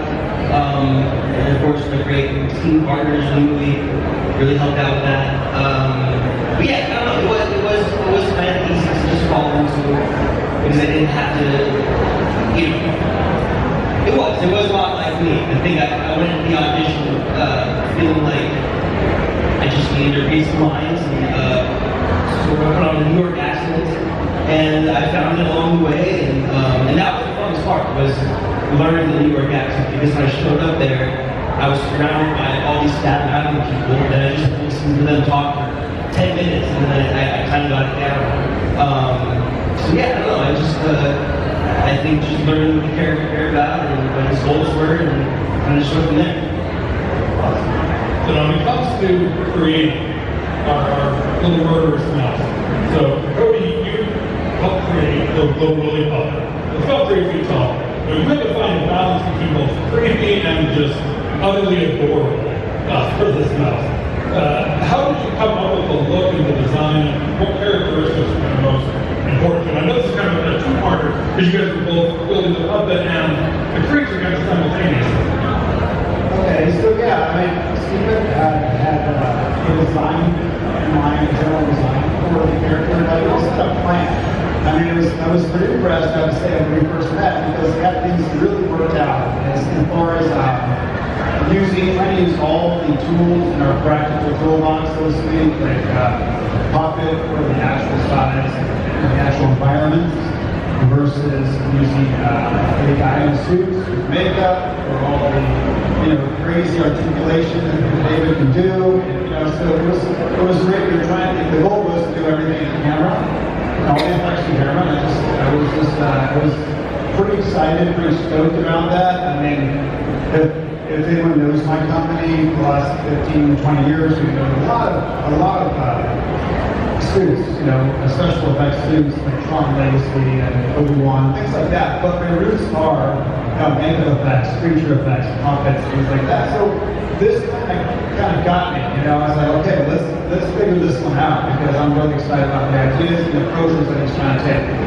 So challenges are, you're trying to, in practical form, trying to make this puppet in camera that's only 3 feet tall, but sell it proportionately as much as possible with someone who's like maybe 6'1". So that was a lot of work, but fortunately, I think we started with the puppet and shot the puppet stuff first, and that helped the guide and some of the stuff that we're going to take move down the line of filming that part of it. I was fortunate to have Cody involved with this with me because he's, like I said, I have roots of making effects a long time ago, and but this guy's been doing it recently, and he had a lot of skills to bring to the table.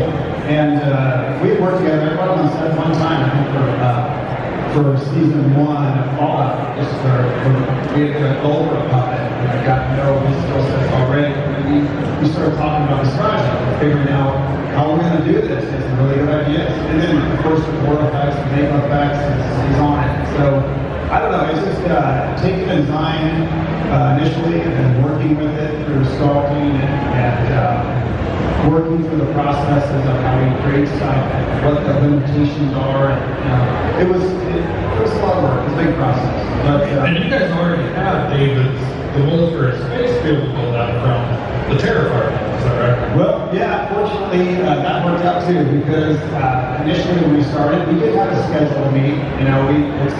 It's not all the time in the world with free play, but I didn't have a scan, I didn't have a head boss or anything, but fortunately, some friends of ours that worked, on that actual show, Terrifier, did. They let me use that. So that was great to get started on that because we had to do makeup.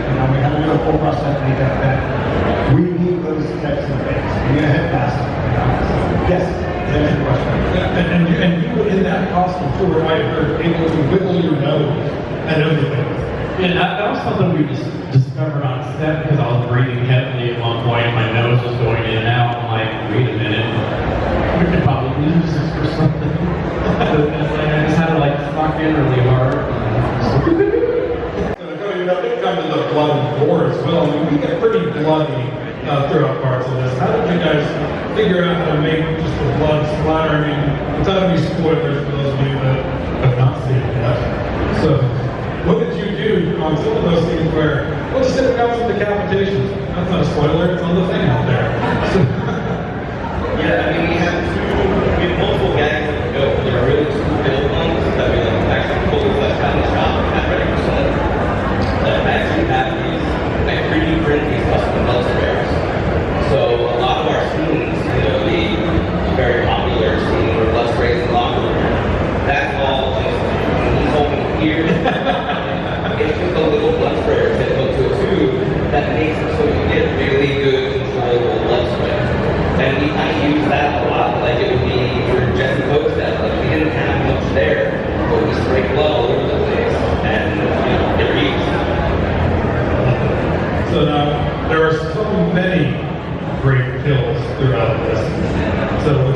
giving away the end of the movie. And just to entice some of you out there to go and watch it, what were some of your favorite kills that either you committed or that you wrote and preferred? I say my favorite one is Lori and Bob and Sing. So what's everyone else's second favorite kill? I have to say though, when they brought in that big huge prosthetic for me to use, I think every single man in that room was Because we needed, all of David's props are extra large. So we have the regular size props and prosthetics, and then we have the double and triple size prosthetics that they match him when he has to interact with them. So there was the regular standard situation. Big Willie. Big Willie. You freed Willie. Yes, we freed Willie. Every time this thing came to set, it was, we all just were like, okay, we're trying to be professional and just start giggling. You're like, okay, let's put the, the thing, put it over there. And then I'll just laugh. I think it has a name, Tom, I think. Richard. Yeah. Anyway, we digress.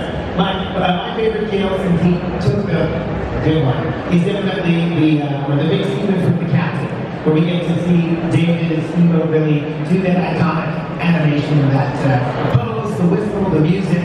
I mean, there's something about recreating the character that's super cool and super fun, but being able to take the most famous image, the most famous piece of animation ever committed to film, bring it to life for real, and have it actually be small and actually be there, and having David whistle and move and dance. It was like, every time we did it, I'm like, it chokes me up. I'm like, I can't believe we get to do this in our job. It's the best thing in the world.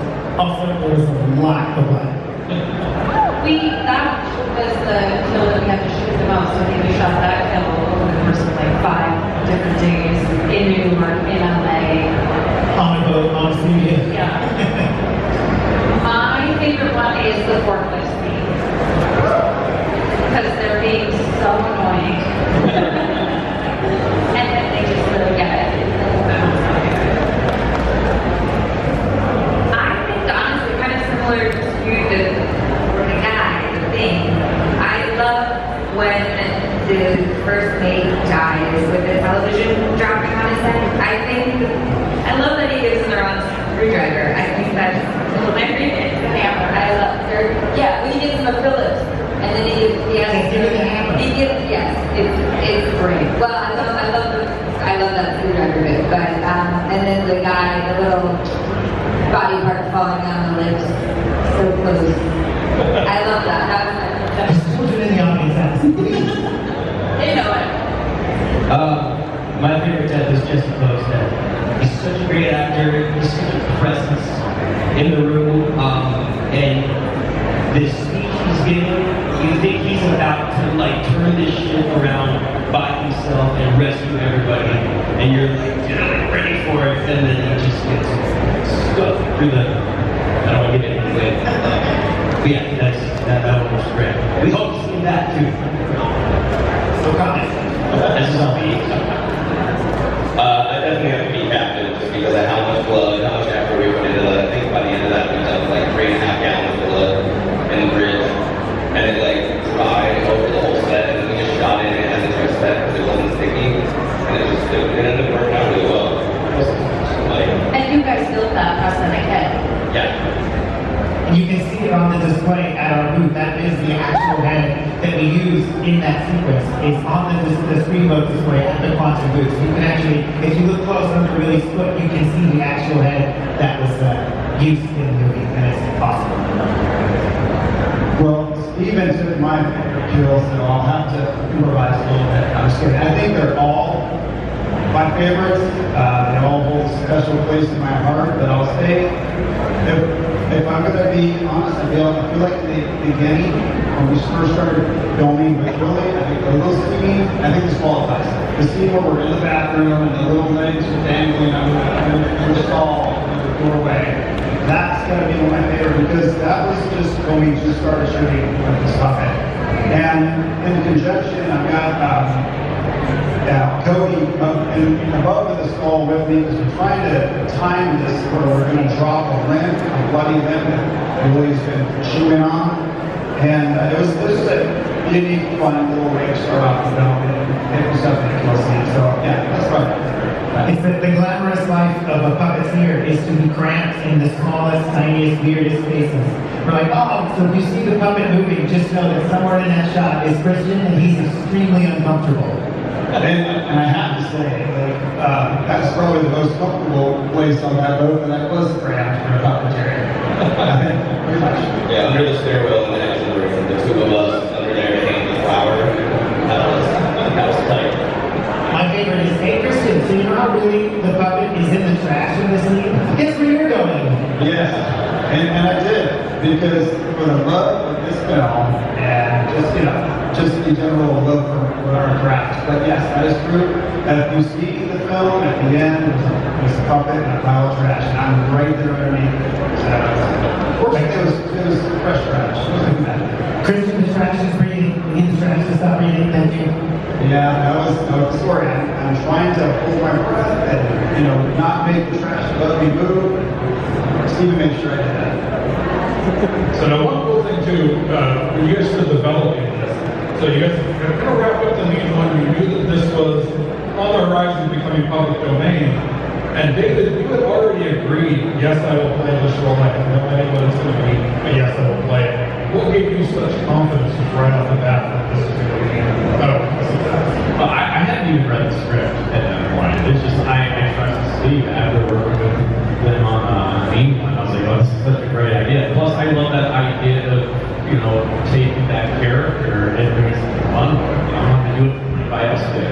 Plus, it's also just a personal thing for me because my very first real starring role that I ever did was back in middle school. I played Mickey Mouse in Mickey's Christmas Carol, and that was the show that gave me my love for comedy because we had things go wrong on stage, and I started improvising there on the spot. Like our set fell down the Scrooge, and I'm like, oh no, I think we're gonna rats. And then we had the Cracker family scene, and our table broke, and it shot the little chicken over the whole entire audience. Like, well, I guess we got rats for tonight, folks. And it's like, oh, and I just because I was bullied so much in middle school, and for that first time in my life at school, I had people laughing with me instead of at me. And I'm like, this is a great feeling. I want to do more of this in my life. So my mom really encouraged me to get into doing theater after that. And I want to be here today. So it was like, I love that idea that I can return basically back to a character that gave me my start and tackle him in a brand new way. So I'm like, yeah, I'll absolutely do this. You just give me the script, I'll look over it. Yeah, I'm still on board for that. Yeah. So now, all of you guys are massive film nerds as well. So when it comes to whether you're writing, directing a film, you're creating your character, whether you're creating any of the effects, what are some of the things that inspired you guys in each role you took on this film to be able to bring it to life? You know, I think one of the biggest references for me was definitely Brendon, because I knew I wanted to do like a practical sort of creature-driven character movie, and we knew that I wanted something I could film and that would be funny and silly but a little bit scary and go back to sort of a classic way of making movies. So I sort of started looking at old creature features, it's not that old, but looking at creature features from other movies that really had sort of these classic techniques and drew inspiration from that. The more I watched them, the more I was like, oh, you know, what if this movie was a little bit cheekier? What if the jokes were a little more on the nose or abrupt and really able to have fun with it? And that's what sort of led to the tone and the style and everything that I think makes Screamboat special. You gotta love that when people compare this to Gremlins on crack. I saw that in the UK, there's like their DVD came out, or whatever they have over there, I don't know what they use in the UK. And there's a quote on the box that says, like, Gremlins on crack. I'm like, is it a compliment? I'm not sure. But they got the reference, and that's what matters. I would even say, for me, it was often like, of course, Gremlins, I think like Leprechaun movies as well. That kind of humor, where you're taking such a ludicrous concept, especially like one of the things. And I was like, I love that idea of this ludicrous concept of this diminutive creature going out after people killing them, and just fully leaning into the comedy of what's starting out. It's having fun. You play it serious, but also you know that it's what it is, and you lean into that comedy. I think it's the playing it serious that makes it fun. And that's how I kind of look at Screamboat. It's kind of like those type of films where it's like, yeah, it knows what it is, and they have fun, we have fun doing it, and we display it for the laughs. All right, well, David has to leave us a little earlier. He's got to get to his photo shoot. So please give it up for David.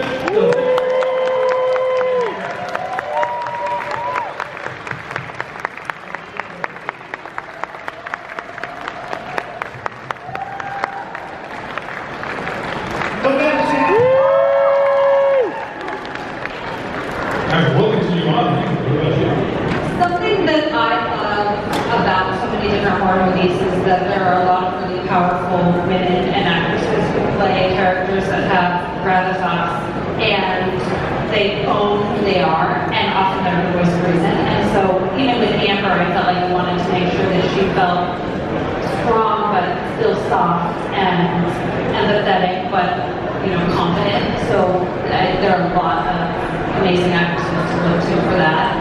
And as filmmakers, we wanted to make an experience. Like this movie, I think, seeing it with friends, seeing it in a group, seeing it in the theater where you're laughing along. I think wasn't the best part for me is seeing an audience all laugh at the same time at the same joke and lean over and chat with someone next to them or get the inside joke or remember an old Disney movie they have a lot about years. So building a group experience that brings people together, because that's what the horror community feels like to me anyway. I feel it out here in the halls, and everyone's so cool, everyone's so nice, and welcoming to everybody. So I think it's cool that we made a film that is a group experience. I think for me what was inspiring about the story is the relationship. And I think when you have something that is a comedy, it has a lot of comedic elements, sometimes it's almost better to lean into what's very serious about it. And that sort of juxtaposition makes comedy work really well. I mean, I think the expression is comedy is drama plus timing, and I really feel that with this piece. And reading about Celine and Pete's relationship is very unique in a horror film too. Usually, the guy's kind of not a nice guy. The boyfriend's usually not great, and he dies really early. And this is sort of a different take on love and relationships and fighting for what matters. And that's what I really loved about this script was she does care a lot about the community that she builds on this boat and fights for it. And that is what was inspiring for me.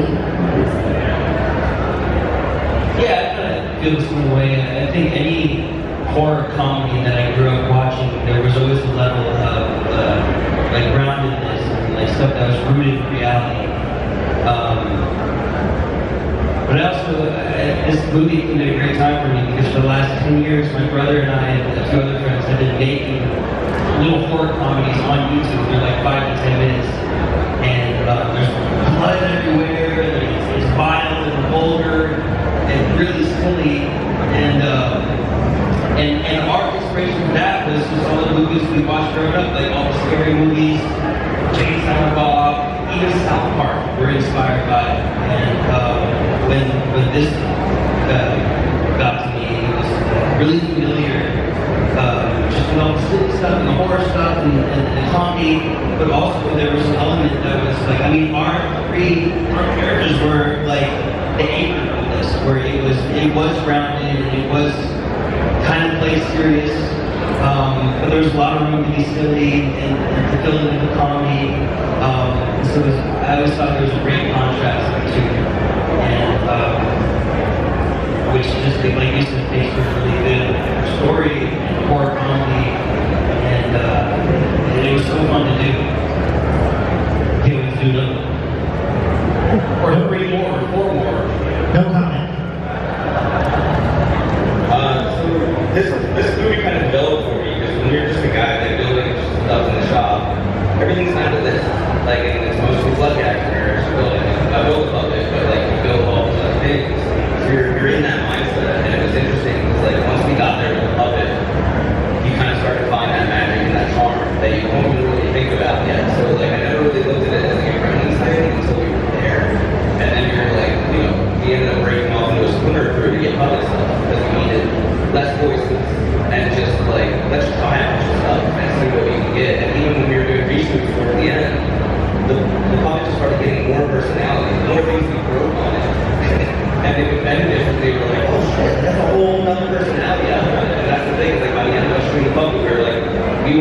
reshoot all the other stuff that we could because we learned so much about the crew.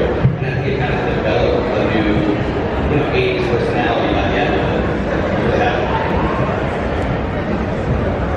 Yeah, for me, I mean, it had a lot of elements that just lends itself to a really good, to me, an homage to these horror films. Just the fact that you're on the boat, you're in a combined area, you're cut off from civilization basically, and you've got some little crazy thing chasing you around that you can't see it, it's fast, it hides, you don't know how it's going to even attack you half the time. And that's the other thing too, I feel like there's fun, creative, kill scenes. And there's nothing, I was going to say there's nothing new under the sun, but you can make some derivatives here. I mean, there were some pretty good kill scenes. I thought they were pretty inventive and they were fun.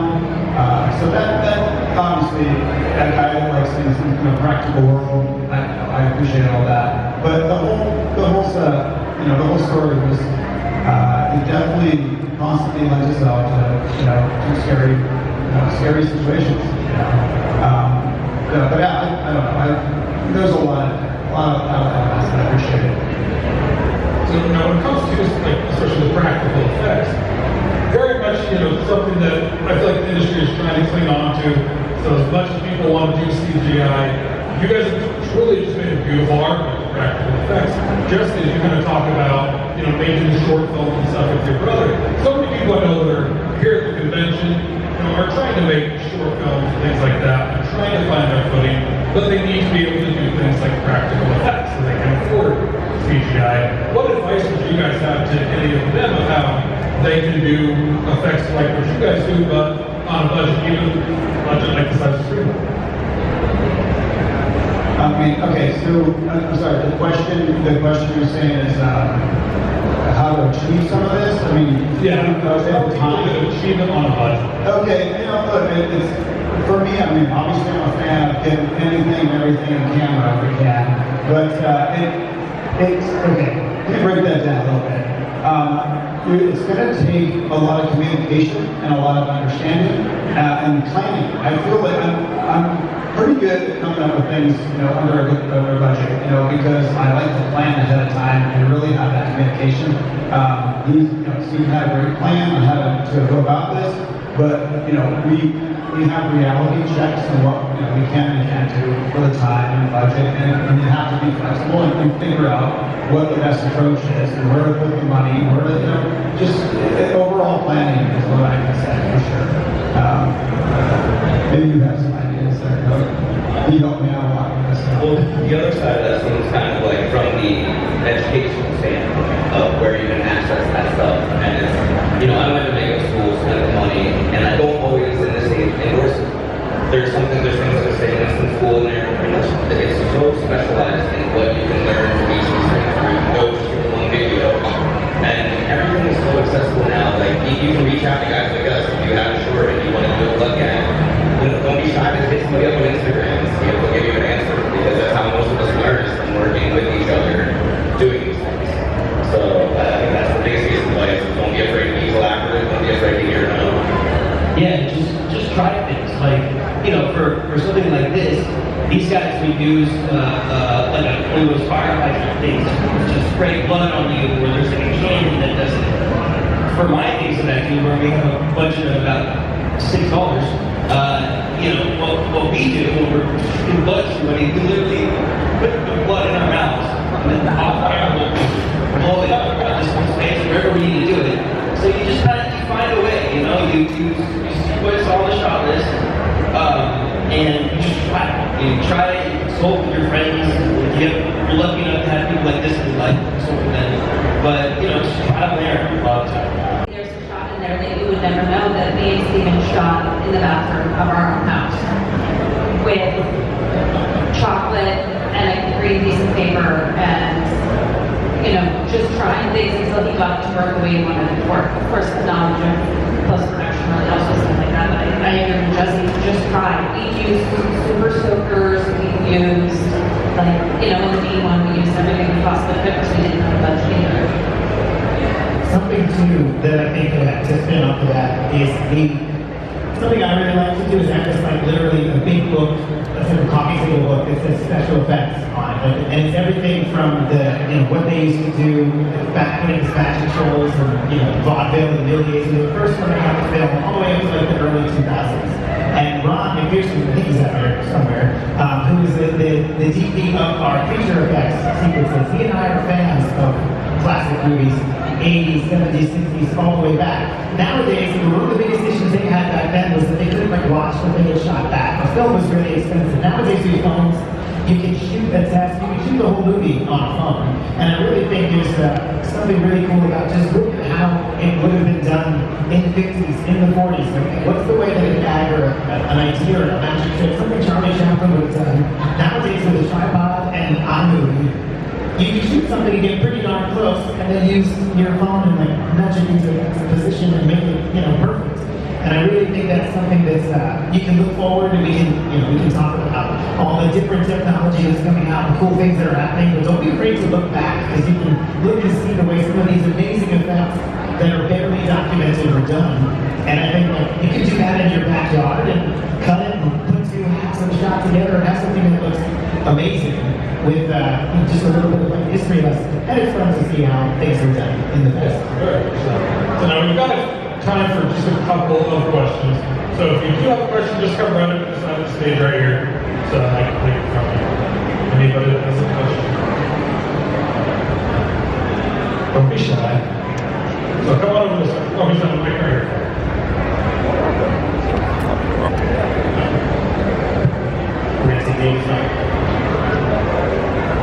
Microphones from tough guys, they have a conversation.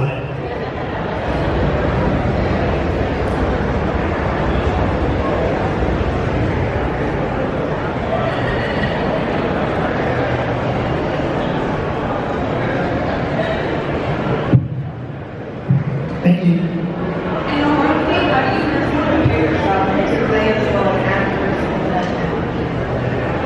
How do you prepare for it? Yeah, how do you prepare yourself to play in a horror movie? Play in a horror movie. I think a cool benefit we had in this movie is that we're actually on the ferry. So when we were down in the engine room, it was creepy and it was scary. It really lends itself to feeling this visceral feeling of being scared. Yeah, we were really lucky to be able to shoot on the actual thing that we were supposed to be on in the movie. Because a lot of times you shoot on stage or in a fake, whatever, and you have to do a lot of pretending that you're actually on the stage, but we were actually on an old, creepy, maybe haunted boat. And so that part was taken care of. But for us, yeah, it was easy. The lights were out, we were all alone, feeling like we're in the middle of the ocean. It wasn't too hard to get there. But again, our storyline was a little different than all the people getting killed throughout the movie. We were just kind of hiding from something the whole time, or trying to find our way out. So it was a little more suspense for us than it was horror. And I think for that, I don't know. For me, I've always felt that fear, at the root of fear is grief, because as an actor, that's really what the stakes are. You are afraid of something, but it's hard to feel that really in real, as when you're playing against a puppet or you're playing against a pencil, it's easier to feel grief. And feeling that grief coupled with, okay, what do people do when they're afraid? They hyperventilate, they're isolated, but you're feeling this insane grief. That's always been how I work. Everyone's different, but I find that marriage of the physiological effects of fear plus the grief of, okay, this is about he just died, or so-and-so just died, or this, I'm going to die. That's a feeling that I find is more accessible to me, and I can work with that and sort of manipulate it to look like a fear in a way. So that's how but everyone lives this different. Yeah, good answer. Yeah, sometimes it's more about finding the thing that gets you there.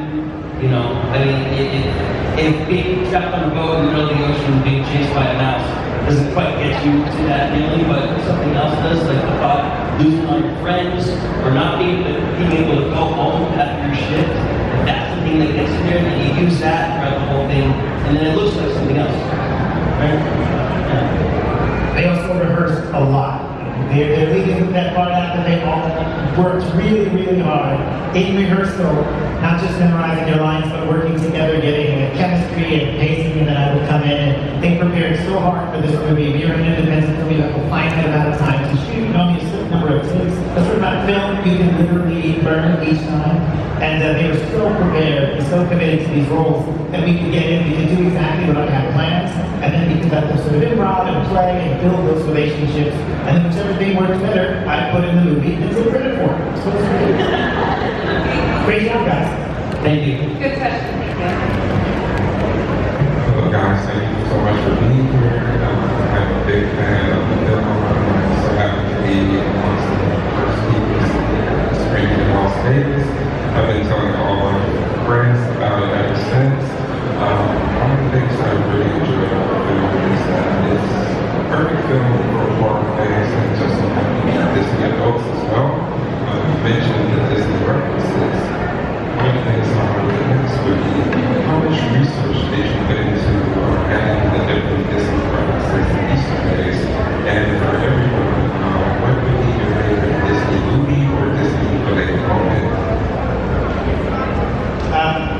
A lot of research went into the references, for sure. Definitely, even just consulting with other people who read the script. Sometimes the cast would bring things in, like, oh, you know, my character would say this, or not my character, the character I was modeled after might say something like this, or oh, can we incorporate that into the wardrobe? Can we incorporate, Bella has a rose-shaped purse. Like that's something that Christian Cordella, who's our creature designer, sorry, I think he's out there somewhere. There's something he came up with, all these different homages. And even David's like, you can say this, or Mickey Mouse did that. Excuse me, Willie, Steve O'Willie, oh God. So definitely a lot of time and energy went into it, and once we started shooting in the vibe, people were coming up with things and we started working them in. My favorite Disney movie is definitely Beauty and the Beast, but I've been loving all the resurgence of people talking about a goofy movie. I don't know. I want to go to a Powerline concert. I don't know why. I love Disney, and so it was really fun every time we read a different iteration of the script to see more have been put into the movie. Even still, I think there are some references in the movie that I didn't get until later, like random couple of lines, deep cuts that we put in there that I didn't even catch initially. I think the most fun challenge was to try and say the lines like it was how I speak. Like I really wanted to say like, hey guys, the water's frozen, we have to let it go. Like that was really the line I wanted to say there, not that it was like a David Disney or something like that. So I thought that was really fun when we got to do that. And my favorite Disney movie is The Mermaid. Ask me your favorite Disney movie. Favorite Disney movie? I think The Lion King is probably my favorite one. There was a line that I think it was cut, but it was "Here is that spiritual man." There was that in the original, and it was. I like that because I got it right away, and we were doing our rehearsal, the three of us, and they didn't get it, and I did. So that became my favorite reference. But then we didn't use it. The other one was good though. What ended up in there. I get the jokes and I take it away jokes. I had some Disney lines that I didn't know were Disney lines. Like I wasn't much of a Disney kid growing up. I was more of the Nickelodeon, Cartoon Network, but since I've become an adult, I've been really into Pixar movies. Really emotional Pixar movies. But yeah, that line about we had dinner in the ballroom, dinner served. I didn't know that. Yes, I didn't know that. If I had known that there were so many of these throughout the movie, I probably would have paid more attention. There's a whole song. I was just looking at the song. Yeah, I don't know. Tarzan. I think Tarzan. Is that Disney? It's no one's favorite Disney movie. What? That's my favorite movie. Tarzan. Yeah. So let's hang out. We should go. My favorite Disney movie probably has to be Original Cats. And my favorite reference is so on the nose, and I think it's because we were all watching for the throwing me in the water with all the props around. It kind of was just like, oh, this is good. Like this is like a real shot, and it's so recognizable. For me, I grew up in the 70s, the 80s. I look at the animation. I look at the animation stuff. For the most part, the same. It's hard to pick a favorite one, but I guess Peter Pan. I guess I would say something like that. You just travel in different worlds. So there's just so much going on as a kid. I like live action stuff when I got older too. So I don't know. I'll say Peter Pan. Awesome. Well, that is our time for today, you guys. Thank you guys so much for coming out. Give it up again. So make sure you get the song Screamboat will be on all the socials so you know where you can stream it, where you can buy it, where half of you guys can go watch it. You guys are all going to watch it. And the best way you can support the movie is tell your friends if you liked it, have other people watch it together. You can follow us on social media to see the places we're going to be, and come visit us over in Hall, where are we called? We're booth 1551, our display is over there. You can see the previews display. Yes, it's the suit that David Howard currently wore, the puppet we used in the movie, a couple of gore gags, it's all part of that big display. We'll be there with pictures, we'll take pictures, we're signing stuff, and if you can't figure out where we are, we're right next to the Rancor, so it should be pretty easy to spot. 50 and 51. Thank you.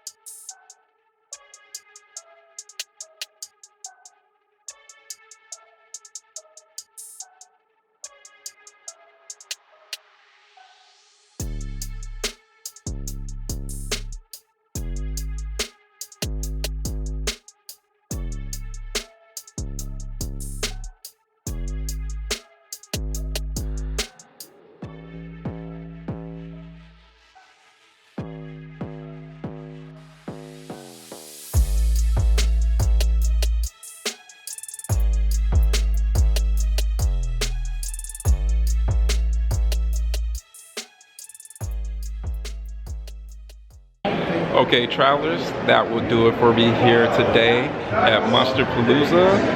Guys, I've been wanting to come to Monsterpalooza for years now, and it is a great convention, guys. Definitely come out here if you're ever on the West Coast during this time of year, or even go out to Son of Monsterpalooza, which I still have to check out. One of these years, I'll make it, guys. So make sure you're subscribed. Go ahead and give me one of those Ash Williams severed hands, aka a thumbs up, aka a like, to let the algorithm know that you enjoy this type of content and that other horror fans should as well. Go ahead and comment in regards to anything that you saw and that you enjoyed, and go ahead and hit that subscribe button if you want to stick around, travelers. You do not want to miss all the cool stuff that we have. Next week I will be in Pittsburgh for Living Dead Con. You don't want to miss that one because the Monroeville Mall has its days numbered, guys. But anyway, I am your travel guide, Brendon, with the Horror Greenbook, signing off and letting you know it is scary in those streets, travelers. So let me know that you made it home safely.